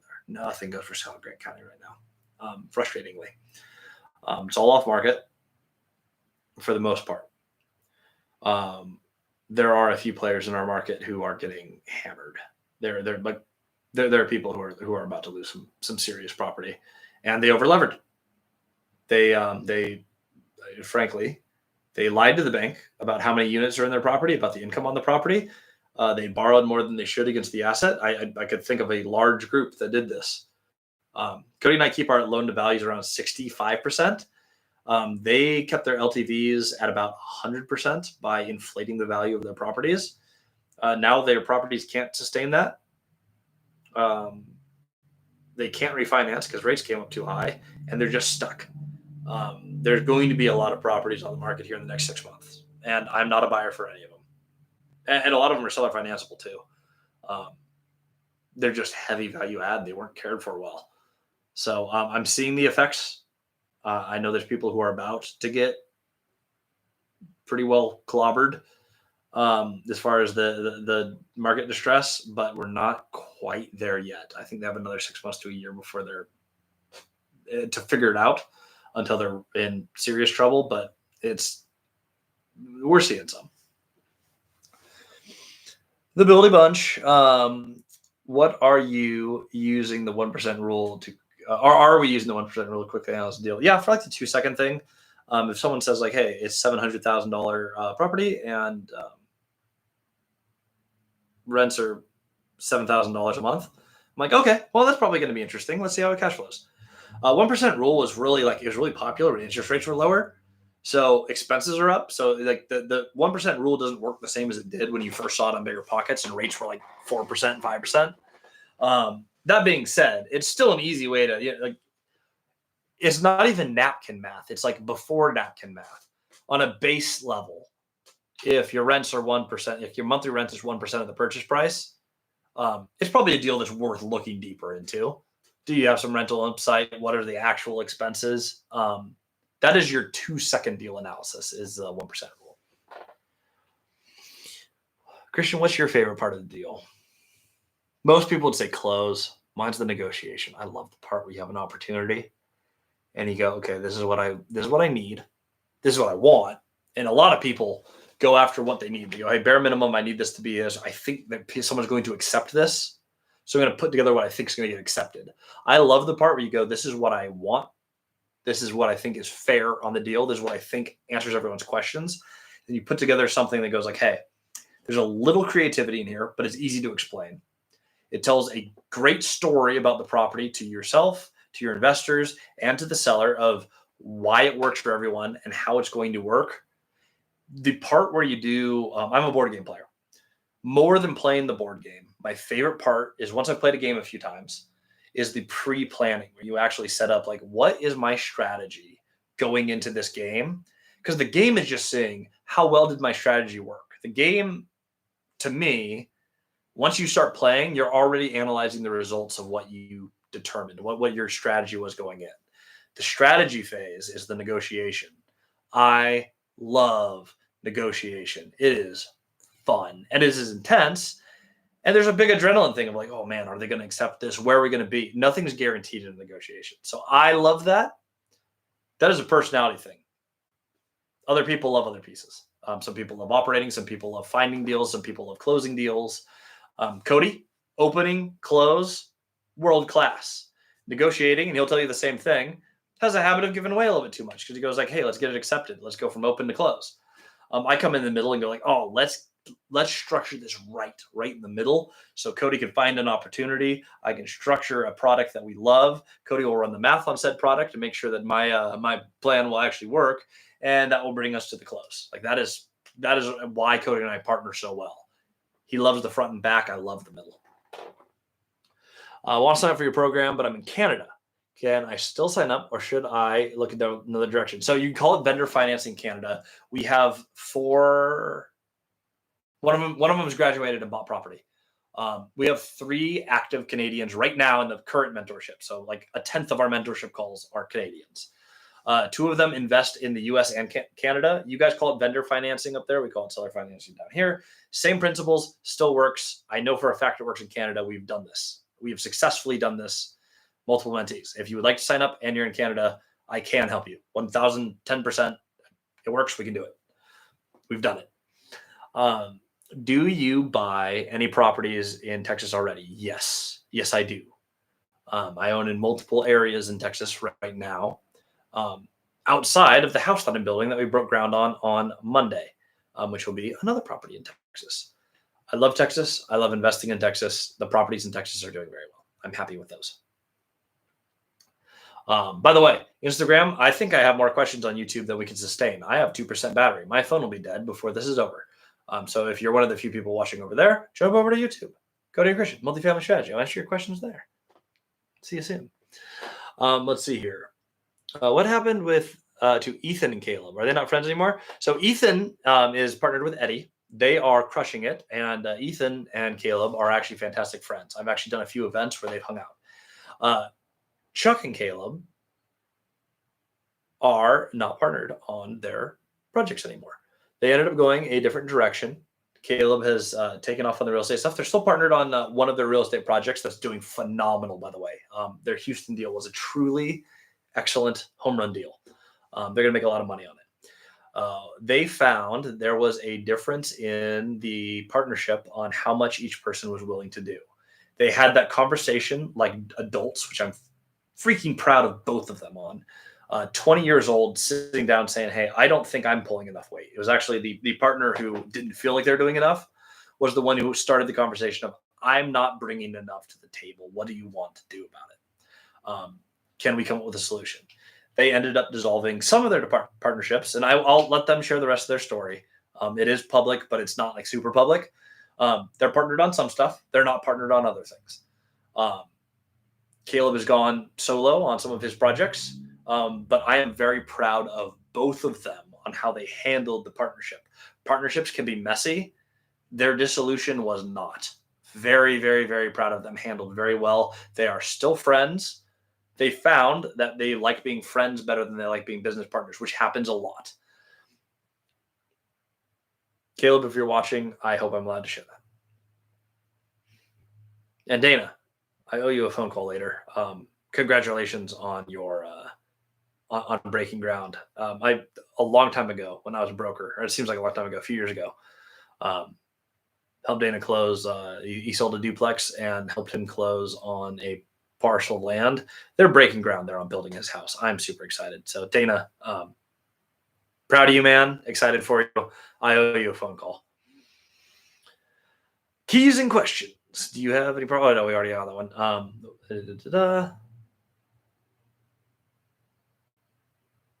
Funny enough, Dana, I didn't do much down here. Yeah. Favorite part of the deal you helped me with. Yeah. That was a hard deal, by the way. Land with wetland remediation, when you have no experience doing that as a broker, was a fun adventure. We figured it out. That's part of the fun of creative finance. Every deal has some figure out. As a broker for the short time that I did that, the year and a half, 2 years that I was a broker, all the deals I did were hard to do. They were the deals that other people couldn't figure out. I actually did really well as a broker. I don't talk about that almost ever. I jumped in and we closed millions of dollars of properties. And I only took the deals that no one else could figure out how to do. So the ones that were stuck on market, that our office couldn't sell, that no one could find a buyer for. And I went in and Cody and I said, what's the problem with these deals? How do we fix them? And we just fixed them. That was a truly fun transaction. It meant a lot to be a part of that. So Dana, thank you for letting me be part of that adventure. Are there any mentorship programs that you would not recommend? I would read the reviews on them. There's a ton out there, and I mean a ton, where they are going to offload you to another coach. Anyone who actually advertises on like, we're going to find you your own coach. That is someone who they've done usually something cool, and they want your money to go do more projects. What I've found is coaches that care about coaching you coach their own programs. And I hear this all the time. People go like, oh, well, I'm doing so much. I want to make sure I'm doing the things. And I don't have time to teach everyone individually. It's gotten so large. I'm calling BS. We've mentored a ton of people. A ton of people. I have to allocate of my time. Right now, I'm spending a few hours a day on this live for making sure that everyone has the information free. I'm going to allocate about an hour a week to YouTube and about 3 hours a week to short form content where I am filming. I am thinking of things that we need to get out there and I'm just pumping it. So 4 hours of content creation every week, 2 hours of live. So that puts us at 6. I mentor for 3 hours in the mentorship calls. So we're 9 hours. And then what else? I'm taking one-on-one calls at least 1 to 2 hours a day. I have a part-time job. It's like 20 hours a week. Anyone who has a mentorship program where that is like one of their main things and they care about it can allocate a part-time job towards making sure their mentees are successful. So if they're offloading you to coaches, like, hey, you're going to get your own private coach and that's not the mentee, the person you're going to be mentored by, off the table, out the window.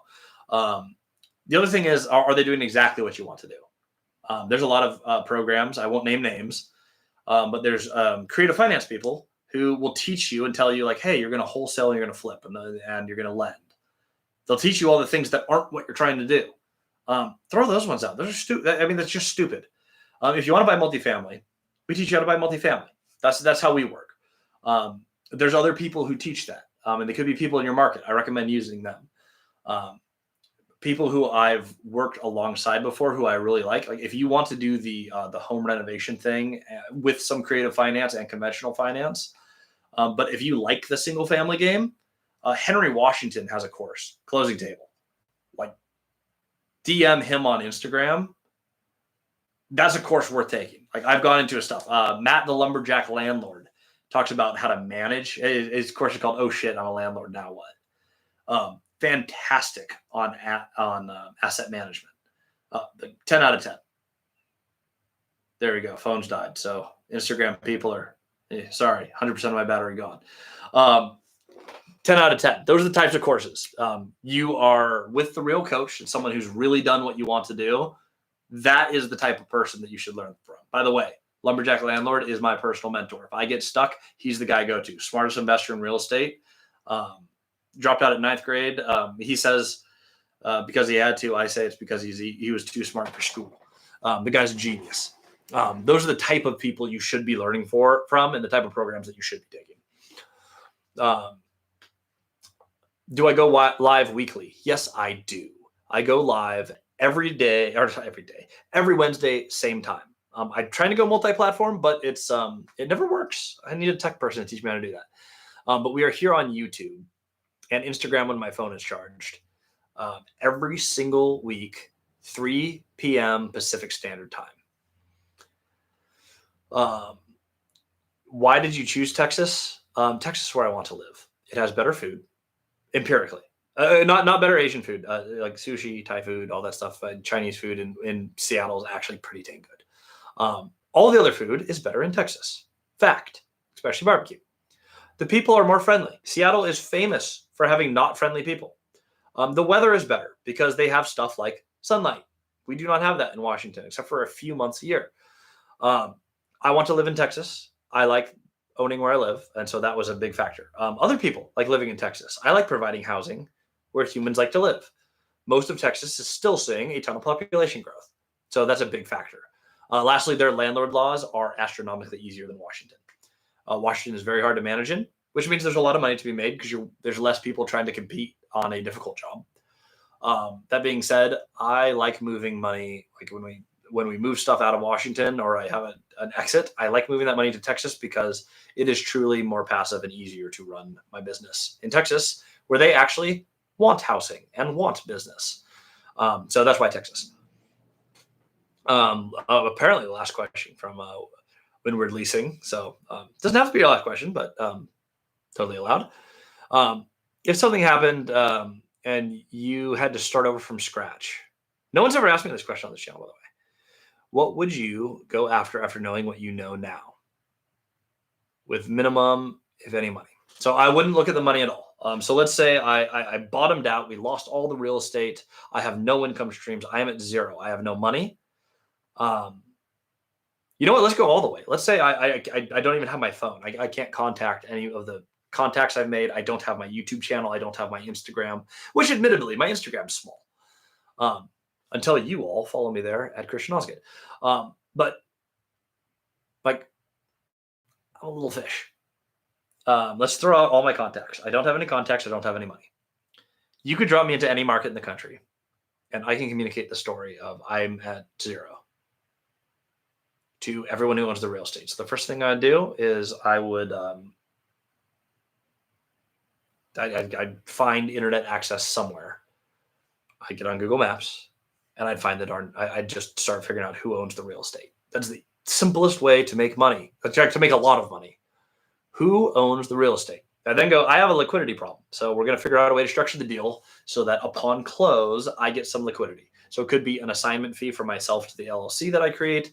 It could be one of a million structures.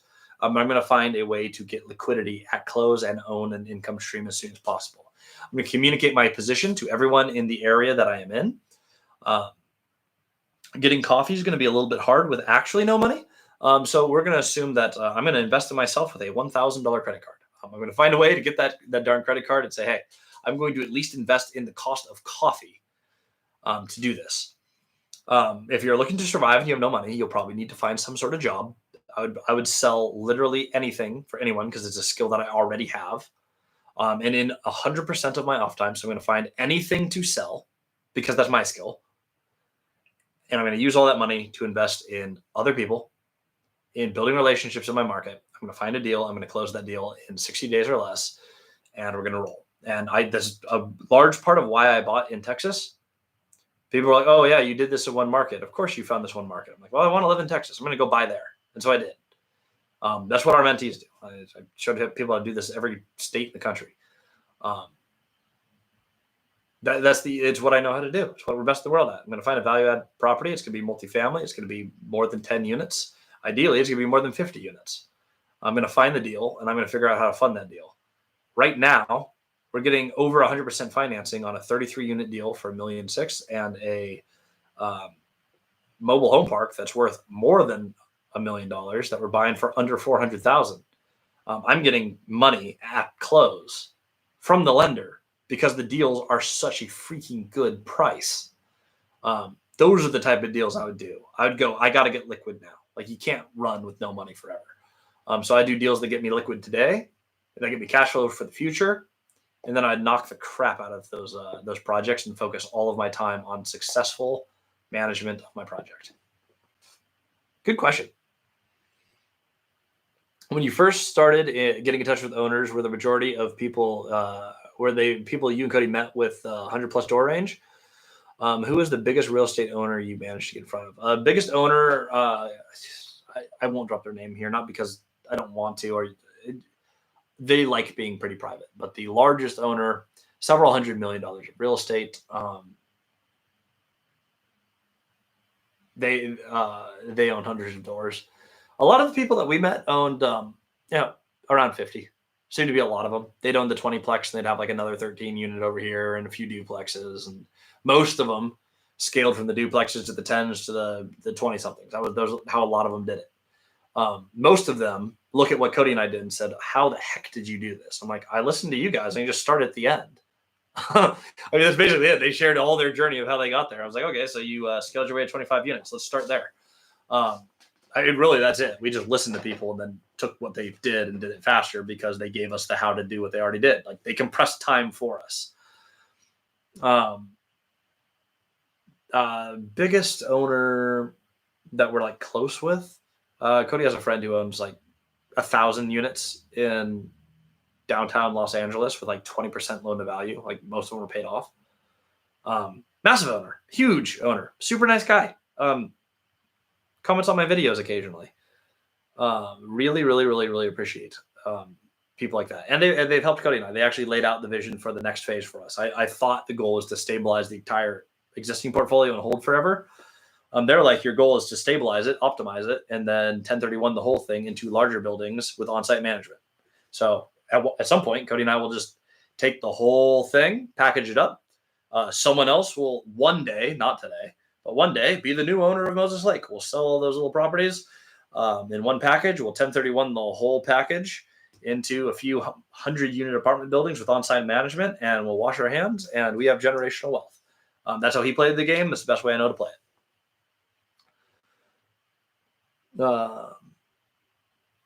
Property taxes are high in Texas. Yeah, but prices are low. You buy long-term cash flowing fixed rate debt. Properties cost less because your expenses are higher. Over where I'm at in Washington, you pay more because you have less expenses. It balances. Like your debt costs more because you're borrowing more money. Just do deals that work. Your taxes are only one factor in your expenses. The nice thing is it's priced into everything. You don't buy a deal that doesn't cash flow. Thoughts on stocks? Hate them. All of them. Stocks are dumb. Technically, mutual funds are diversified by enough stuff. You'll get an average return for a long period of time, and average sucks. I hate average. Yeah, average is dumb. But that's what stocks do. Individual stocks are gambling. I have more fun at a casino, and I rarely ever go to a casino. So over stocks, I will just go and dump my money into a slot machine because that's about the same odds. And maybe the slot machine goes off, just like the stock. So that's individual stocks. I own none, except for some that I was gifted. And I don't have a choice to own that because I don't want to sell those because they were a gift. And that's not a lot at all. Someone was like, I want you to have these. And they gave them to me. And they'll just sit there. And I'm going to see what they do. It's an experiment. Very little money, though. I'm talking like ludicrously little money. I am a little bit more into silver and gold only because it's just outside of the system. I hate the fact that cash just keeps getting devalued. So, fun fact, every single time I have an exit from a property or a large lump sum of cash come in, I buy one brick of silver. So I just have silver bricks. I don't know why. It's kind of fun. I collect them. Do they cash flow? No, they're bricks. They just kind of sit there and look pretty and hedge against inflation. Do you think it's been easier to build and scale in Texas versus Washington? Yes. Surprisingly, I thought it would be harder to scale in Texas than it is. Texas has been fairly easy. You can get liquid on deals starting out. I'm learning stuff already. Yes. If you have no money, it's important to get liquid. If you do a fantastic deal where you line up the deal and the debt, you've already taken care of like 9% of the deal. And if you're going to be the operator, like when people syndicate, you get all these upfront fees. And I think it's garbage because the incentives don't align. You're like, oh yeah, I put together this thing. I'm going to charge a management fee and an acquisition fee and a disposition fee. And I don't like a lot about syndication. There are good syndicators out there, but the upfront fees are a misalignment to me. What can make sense though is if you are like, I found the deal and I lined up the debt and I'm raising the capital and I'm going to manage the deal. You're doing all this work. It is okay to say, hey, I deserve an upfront fee for this. You can buy it, Christian, Osgood, or in your case, insert your name here, and or assigns. And then you can put an assignment fee like a wholesaler would to assign to the LLC. Now, disclose this to your partners. Don't like sneak it in and hope they don't notice on the closing statement. But when the deal closes, the assignment fee will come out of the final settlement statement, which is that big, long piece of paper you get that says where all the money's going at the end of the transaction when you close. You can get paid a fee at closing to close your deals. I've only done it once, but it was appropriate to do because it was a deal where I did a lot of heavy lifting. It is okay to charge a fee for something that you do all the work on. And you can just say, this is the recognition for all of my work putting together the deal and my future ongoing management of the deal is we're going to do an assignment fee. And you wholesale the deal to your LLC that you're going to buy with your partners. If you're using equity partners, it is a way to get liquid at transaction. Rarely use it, but it is okay and appropriate. Just depends on your deal and it's factored into your personal return. Direct mail, thoughts on that? I'm paraphrasing. Nope, don't do direct mail. I have mentees who have used it and loved it and bought real estate with it. I don't like paid marketing. Paid marketing is silly. Not that I don't do paid marketing on like YouTube because no one will see if you don't. But as far as like real estate, you can do it all for free. I usually do it all for free. Also, texting is astronomically better than mailers. So if you're going to do any platform, text will have a higher response rate than email. It'll have a higher response rate than physical mail. You just need to follow a lot of rules. There's a lot of regulations around it, but there are platforms for that. That is the best way if you're going to do that. I don't. But if you're going to do the mass marketing approach for real estate, look into texting programs. That is, I believe, the future. Everyone says PM is the worst part about real estate. What allows you to successfully run a PM company? One, I cheat. I own more than half the buildings I manage. I manage about 300 units. I own like over 200 of them. That's option one. Control all the real estate that you manage. That is very helpful. The other thing is I am an owner. I think like an owner. I can talk to the other property, like the other people I manage for as an owner. I can give advice as an owner. Owning real estate is the difference. If you have a PM company that's a service company, if someone at some point had a decision of, I think I can make money doing this. And PM is hard. PM has a lot of liability, and property management is low margin, which means they're going to be working really hard to make money, and they're going to be really frustrated people. If they don't own real estate and it's not building their portfolio, PM does not make sense to me as a business. It is a stupid business. High legal liability, high government regulation. You're responsible for people's money, for their tenants, and for their maintenance, which all are hard. I don't trust anyone who's like, I think this is a great job. I'm going to do this. It's a terrible job. I do it because I can do it better than everyone else in my market, because I have to manage my properties and I need the control, because there is a rent problem in Moses Lake where there's a lot of stuff that, like the slummy properties, were under repaired, horrible living conditions, and way under market rent. We needed to get the rents up enough to fix the conditions. PM allowed me to control rent enough to get to a place where it's still under market rent. Notably, people can afford to be there, and they are living in nice units with new floors, new appliances. We've actually helped the homeless problem astronomically by doing a good job doing what we're good at. I cannot help my county that I have invested in if I am not in the driver's seat. So that's what PM is for me. You want to find people like me, not because I'm awesome, because I am correctly incentivized to be awesome at managing real estate, because I care about solving the homelessness problem a lot. And I think there's a good way to do it as an entrepreneur instead of as a government program. You can profitably fix problems. You can take that money and you can reinvest it back into that community. And that means a lot to me. If you can find a PM who wants to do that, it's hard. They're going to knock it out of the park. But that is what I try to do. And to do that, we have to make people some money. So that's how we do it. I'm buying a business. Any tips? Long-term cash flow, fixed rate debt, same thing as any business or any piece of real estate. Real estate is buying a business, buying a rental business. When I have bought or sold businesses, and I've owned several, we don't talk about them a lot here because it's a real estate channel, but I've owned several companies and still do. I have a portfolio of businesses that do okay.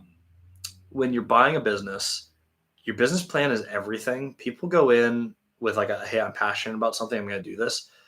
Your plan is everything. You need a plan to execute. There are a few things with every business that is all that matters. It needs to be scalable, which means it needs to be repeatable, which means it needs to be simple. People get these complex business ideas, and occasionally, like a tech product, it could be the $1 billion idea and it's super complicated and you come out with some new advanced tech. Every tech entrepreneur I've ever talked to said, and I've been asked the question, what would you do if you had to start over? They're like, I would buy an HVAC company. I'd buy something like they would do something simple and repeatable and scalable until they have enough stable cash flow to go roll the dice on the big company. If you're trying to scale up, you need something that can scale infinitely. That's why we came across real estate, multifamily, and creative finance. I can take no money and turn it into a property. I can do it again and again and again and again and again, as long as my deal structure is simple and my legal is good. Great business model. We should do that. That is a good example of a good business. I have a very dear friend who, their whole company, they're the best in the world at working with people who have social presence online and selling courses. And the way they sell courses is very simple. They take courses, the ones that they love.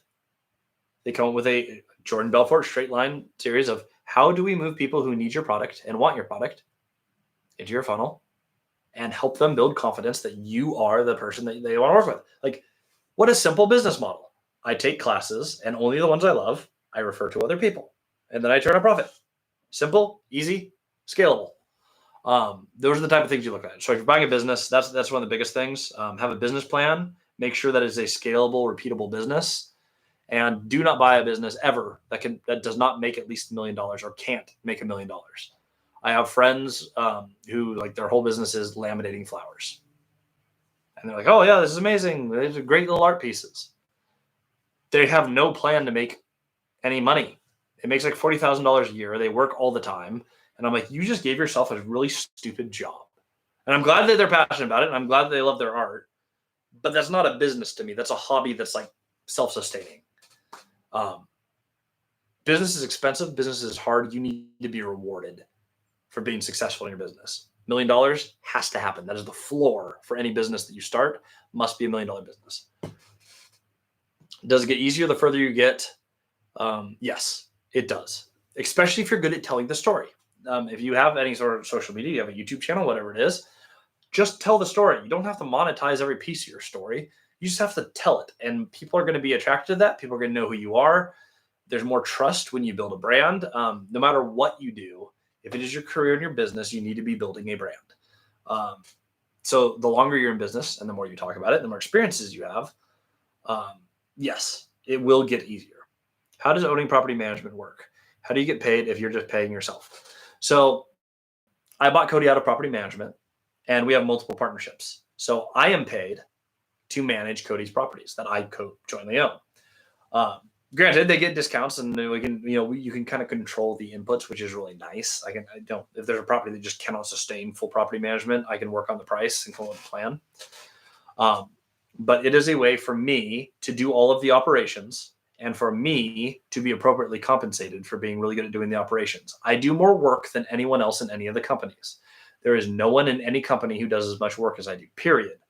It is a way for me to compensate myself out of the properties before all of the other partners are paid. And it is a fair way that everyone agrees and signs on. I'm not trying to siphon money out. I'm just saying I have an actual job that no one else has. I am paid to do the actual job, and I get to own the company. That is how property management works when I own a lot of the real estate.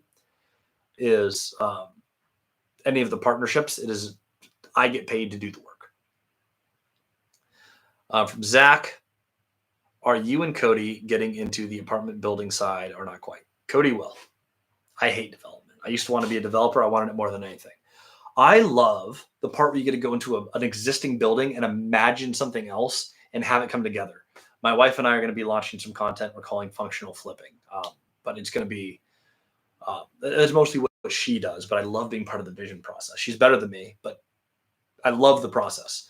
So what it is essentially, how do you take these simple spaces and do repeatable value-add repairs where your tenants love it, they stay, but it's inexpensive enough where you can still charge less than market rent and be profitable. It's this really fun balance of, I need to balance my resources really tight, but still create the best possible space within limited resources. It's a really fun game to me. When we create that, we win. I love reimagining existing spaces and fixing problems. Cody has done some development where he's added units to buildings and he's doing a lot more building. Cody's first mentor is a developer. They bought and paid off a bunch of multifamily and they used it to develop, and they made a crazy amount of money, tens of millions of dollars, starting with literally nothing. They had no money, no English, immigrated to this country and made tens of millions on that strategy. That's what Cody wants to do. I love the value add projects. I'll do more of those. I don't like heavy reno. It's too variable for me. I hate that economies change. I don't know where we're going to be at refinance. I have found through experience that development is not for me. It doesn't fit into my personal strategy or how I like doing business, but that is a personal thing. You will see Cody start to do some projects without me. Cody and I are partnered. Love doing real estate with the kid. We don't own everything together. Cody's going to do more development than I am, and you guys will follow that journey here. I will do more construction, renovation, and improvement projects, and you'll follow the journey here as well. It's a pizza place, seller finance. Okay, so pizza's interesting. Food is interesting. Um, Restaurants are like hospitality, but they're even harder. If you are getting into it, it has to be what you love. Restaurants suck. Property management sucks. Hospitality sucks. These are all things that I have learned in business. That does not mean that there are people who don't love it and are the best in the world at it. Now, pizza notoriously is the hardest, the single hardest vertical to market it. Domino's and Pizza Hut and Papa John's own all of the marketing. Your cost to market pizza is ludicrous for the return.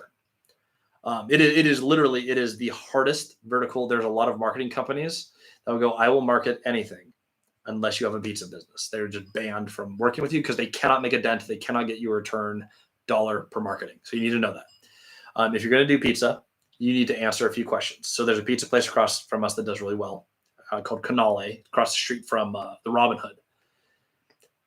He's a New Yorker who has he has a really awesome wood fire oven that he got in from, they shipped across from New York. It's actually made over in Europe, but it's very specific wood fired pizza. The dough has very specific yeast. He has an amazing brand and makes world class pizza.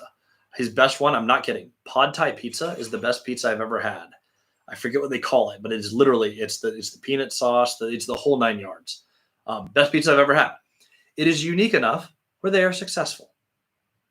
You have to have something really unique. If you go against the big boys, that is an industry you're going to get destroyed on. There is a way to win at pizza.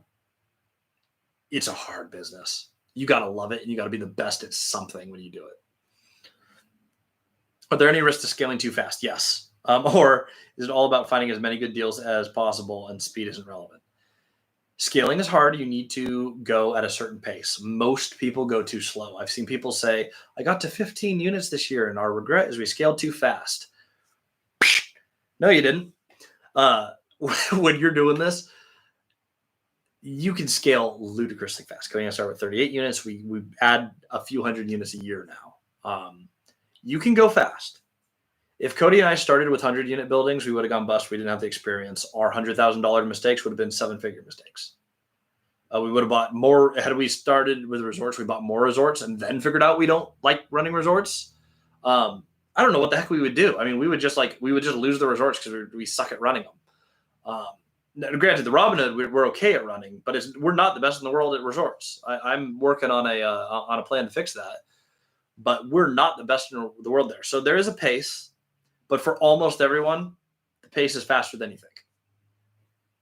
Daniel Flores. Have you ever met with an owner that you guys didn't want to grow a relationship with? Absolutely.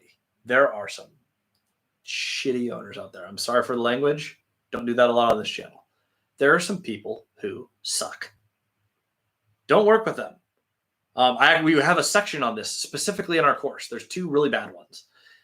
Liars and leeches. If someone's willing to lie about a little thing, they're willing to lie about anything. If someone lies to me easily, because to some extent everyone will lie at some point, it's where their lie point is. For example, if you were going to kill my cat unless I told you something that wasn't true, I love my cat. I'm probably going to lie to you. I have a point in which I will tell you something that's not true.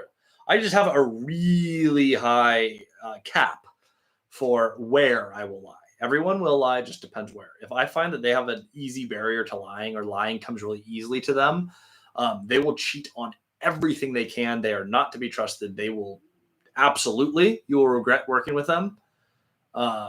So they're out. The other ones are leeches. They're a little bit harder to find, but they're people who sound like they're going to be awesome, but they don't actually help with anything. You'll get these partners that are just dead weight. You do all the work, and they get half the reward or whatever your agreement is. Leeches are really bad. If you're finding that you're seeing those types of things early on, you don't want a relationship with them. You don't want to know. Just stay away and keep them out of your universe.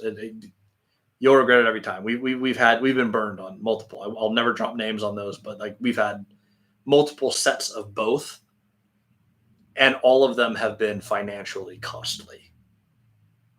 Some a few $1,000s, some 6 figures. Like there's bad people out there.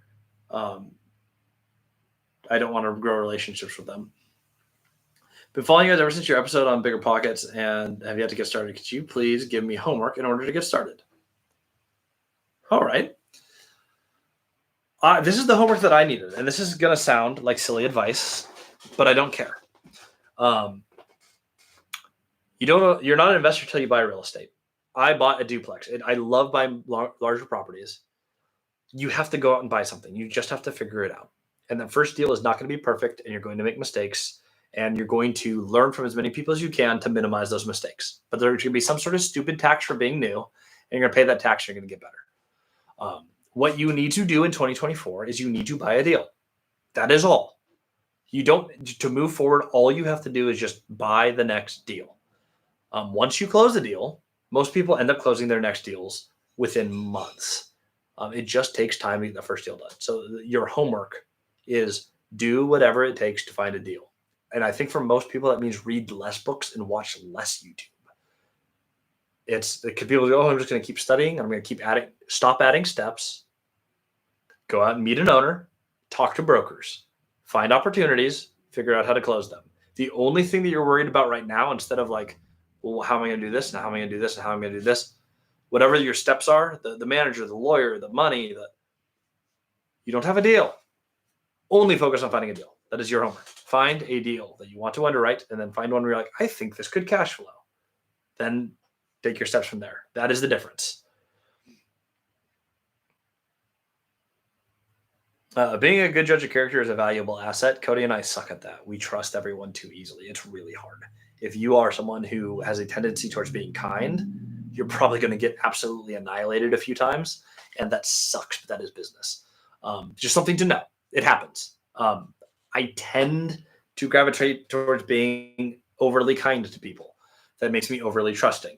Cody and I have gotten burned because of that. Same goes for Cody. Judge of character. If you're not a great judge of character, bring someone on your team who is. Because I tend to think people are better than they are, and then turns out, in general, a lot of people suck. Tips for finding leaches. One, there's a couple that we found because we Googled them after the fact, and they had a bunch of lawsuits against them. That's a good one. That's a good, easy one. Talk to people who've worked with them before. Most people, if they're a leech, they're a career leech. Ever since high school, when they had chemistry and they got the lab partner and they did all the talking and note taking and had the other person do the actual assignment, they never learned to graduate past that stage. The leeches have been a leech their entire life. Talk to anyone who's worked with them. You will find them so fast. They tend to not look obvious when you're talking to them because, again, they're a professional leech. But, they're easy to identify if you get a reference. People are like, oh, yeah, don't work with them. Cody's development mentor is the second person he bought a 12-plex from. Fantastic guy. I won't name drop him just in case he got blown up for any reason. He's a very private person. But Cody's first mentor was someone who immigrated to this country with no English, no money. He worked in an industrial plant, saving up money. He actually traded his first car for a down payment on a property that he ended up selling to Cody eventually. That mentor bought 40 units, paid them all the way off, and used the stability of that to start developing. That is how Cody and I developed our method. That's why we bought about 100 units before we started paying things off. As we get some buildings paid off, Cody's going to do more development. But his mentor was someone in our market who had a model, who'd done what we want to do. And Cody is now doing what that person did, the way they did it, to build his own business. That is how you move ludicrously fast, is you condense time by being efficient and by learning from others. This person did it, so that's what he's doing. If I bought any properties in C neighborhoods that have big value adds, but you're not convinced the long-term appreciation will be there. No, but I have bought C neighborhoods. That's why Cody and I always talk about buying big. If there's a problem with the neighborhood, people go, oh, you can't fix the location. Well, you can if you buy the location. I don't know why Bigger Pockets doesn't talk about that. That sounds like a small pocket thing. If there's like 5 properties that are bringing down a neighborhood, buy all 5 of them and then fix the neighborhood. And now it's a nice neighborhood. That's what Cody and I do. That's like city level development, but it's not hard to, honestly, it's just not that hard to do. We've done it several times. Very successful. What's been the biggest nightmare scenario that you've had to deal with, generally speaking?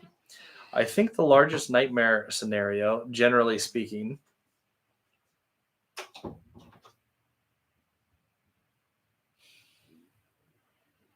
This week we had a pipe burst in our 24 unit hotel conversion. And I got a call saying, hey, there's a river running out of two of your lower units. And I was like, oh, that's not good. So shut off part of the building, got in there, took a look. And it was unfortunately it was the upper units that had the floors have fallen in. They were leaking into the lower units. So I was like, okay, we're down 4 units. It's a 24 unit building. This happens, insurance claim. Well, as the rest of the pipe started to thaw, it turns out there was 15 other units that were also leaking. So it's basically like total loss of the building. Now, unfortunately, it's concrete blocks. The walls are fine, but the ceilings and floors are screwed. There's a lot of damage. This is a project we just got everything available last month. Like we finished the project, we're in lease up, and now we have to restart the project. That's what you call catastrophic failure. I actually had our property manager called us, my head of property management in that market. And she's like, I don't know what to say when she was visiting the property. I was like, well, that's okay. Just tell me. I know it's bad. She's like, I don't know how to explain it. It's catastrophic. I'm like, it's fine. Just let me know. She's like, it's like all the units. There's just water everywhere. Everything's done. Like it's gone. Just like, okay, that's fine. Nothing we can do about it. You can't assign stress to things that you can't control. Can I influence this? No. Can I control it? No. Okay, we're out where we're at. What are our next steps? Cody and I called. Cody said the same thing. He's like, well, that sucks. Sounds like there's nothing we can do. Let's start working on the solution. And then we start working on the solution. That's probably the worst thing that's happened. And it's fine. It happens. Nothing goes to plan exactly the way you see it happening. But that's the biggest scenario I've dealt with is total loss of full building. And that was this week. That was over this weekend at midnight on a Friday night when no one could do anything. What's the easiest way to get a mentor for free? I often thought about the I'll work for you for free tactic. I hate that. But not sure that works this day and age. I don't like it when people say I'll work for you for free. I love paying people who are awesome. A lot of people, like we have a ton of people who either employ or 1099. Like we love paying great people. I don't need someone to work for me for free. That's silly. I'm not cheap. Easiest way to get a mentor for free is to do what we always say. Meet the people who don't want to do, communicate who you are, and build a relationship. They'll teach you how to do stuff. Matt Hawkins, granted, he's not going to mentor all you guys, but Lumberjack Landlord has a course and he does paid mentorship. He mentors me because I am in a similar spot. I've built a business differently than him, but he's further along in different things. We get along well. We have a relationship, and therefore he's willing to help me when I get stuck. That is my mentor. That's something that you can do. And again, DM him. He's Lumberjack Landlord. Like he can be your mentor too. You can join his mentorship group. But oftentimes, the mentors who are getting started, you're usually going to do some paid mentorship, and like $5,000 to $10,000 is a relatively small investment if you know you're buying real estate. That's going to save you hundreds of thousands of dollars. I don't care who your mentor is. If they're good, they're all worth it. If you are looking for the free mentor, though, that's going to be from the actual, you're going to meet people and it's going to take over time. And you're not going to have a weird conversation where it's like, will you mentor me? They just kind of become your mentor because you talk to them a lot. They become your friend. But friends are the best mentors. Zach, yeah, I'm serious. Like just buy the neighborhood, problem solved. There's a 38 plex. It's like, is it a bad neighborhood? Yeah. Are the neighbors good? Yeah, the neighboring areas are fine. Hayden Homes bought the property behind us, and they built like 100 new build houses. We bought the whole 4-building complex. I also have an offer on the mobile home park that's right down the street. That mobile home park's a problem. A lot of drugs. We're good at cleaning up drug problems. I'm not saying that's what you guys have to do for your business, but I've bought some druggy buildings, and we have dealt with some fentanyl garbage. We're good at it. I know how to handle it. It's my business. That's how we create safe communities and solve the homelessness problem. We clean up drug problems. It's part of what we do. So for us, cleaning up the neighborhood means being excellent at doing that. And just buy the problem properties and fix the problem properties. Ta-da! Role play situation on what we can say to owners. Yeah. So if you're getting your first meeting, hey, literally, this is my first call. There's a 20-unit building right down the street. Hey, I just bought a duplex right down the street from you. My name's Christian. Wanted to get to know the other owners in the area. They're like, well, I'm not selling. Awesome. I have no money. I spent my last dollar on this duplex, and the renovation actually cost more than I thought. So spent a little bit more than my last dollar. I'm trying to retire my wife, though, and I'm trying to scale to bigger buildings. I just figured out that duplex is not enough margin to make sense. How did you get started on 20-unit buildings? Short, sweet, to the point, easy. They told me how they started. They started getting talkative. My goal is to book a meeting, not to talk forever. So I said, hey, I actually have to run, but this has been more help than I expected. Thank you so much for your time. I'm going to be in town in 2 weeks on Wednesday. Are you available for coffee at 2 p.m. on me? They said, yes, we met. Perfect. Meeting booked. Call done. That is a real role play. Like that is literally what happens. Every call is unique, but that's what they sound like. Efficient intro, super fast. We talk about the circle drill all the time in the mentorship. We roll our circle drill, which is our relatability, our goal, the significance behind it in like 10 seconds. This is why I'm calling. This is who I am. Talk about what they've done, get some momentum, book a meeting, get off the phone. Can't imagine how the pipe issue would have been resolved if you would have encountered that on one of your first properties. The same way I'm resolving it now with insurance. It's what it is. I'm not spending my cash flow on it. I'm not spending my money on it. There's an insurance claim or mid-project. If that happens, this is why you do deals with margin. Insurance even covers loss of income on catastrophic stuff like this. So rent's recovered, insurance claim goes through, away you go. If there's some time in between, you make sure you have enough in the account, which is done on your capital raise. Make sure you start with some reserve. If you don't have a reserve, you raise the reserve as part of buying your deal. But on our first deals, if this happened, we would have been fine. It would have been, could have even been a blessing because we did so much reno. If it did a bunch of damage, we got the reno done under insurance, while our insurance would have been jacked. We'd also have a fixed building. So it actually kind of like, if this happened on one of my first deals, like my literal first deal with Cody, I think we would have made a boatload of money off of it, which is kind of weird. What do you say after the follow-up call? I usually just talk about, like, I reference what we talked about last time and what I've done since then, and like that's the follow-up call. You call in, hey, last time we talked, you said to do this. This is what I did, and it worked. Thank you so much. Curious what you think I should do next. How do you handle the drug problems? Quickly and forcefully. So generally, if you have a drug problem, criminals will be criminals when it's convenient to do so. If you make it inconvenient for them to do it, they'll find somewhere else to be a criminal. For example, I've evicted someone. They were on fentanyl. They moved to the other unit that was doing fentanyl. Now, Washington State, if you are trespassed and evicted and you go to someone else's unit, you are still a guest and the police will not help you. That is what we call bullshit. However, it's what we're dealing with. That is a real thing that we have to get through. So what do? I can tow cars. So every time I actually have license plate recognition on my buildings. So their car comes in, I tow it back out. Like, okay, well, now they can't park here. They can't park anywhere on my property. That's annoying. When there's a police issue and I don't know, so they say there's a noise complaint. I just go, oh, well, I'm not sure what unit it is, but it sounds like it's this unit.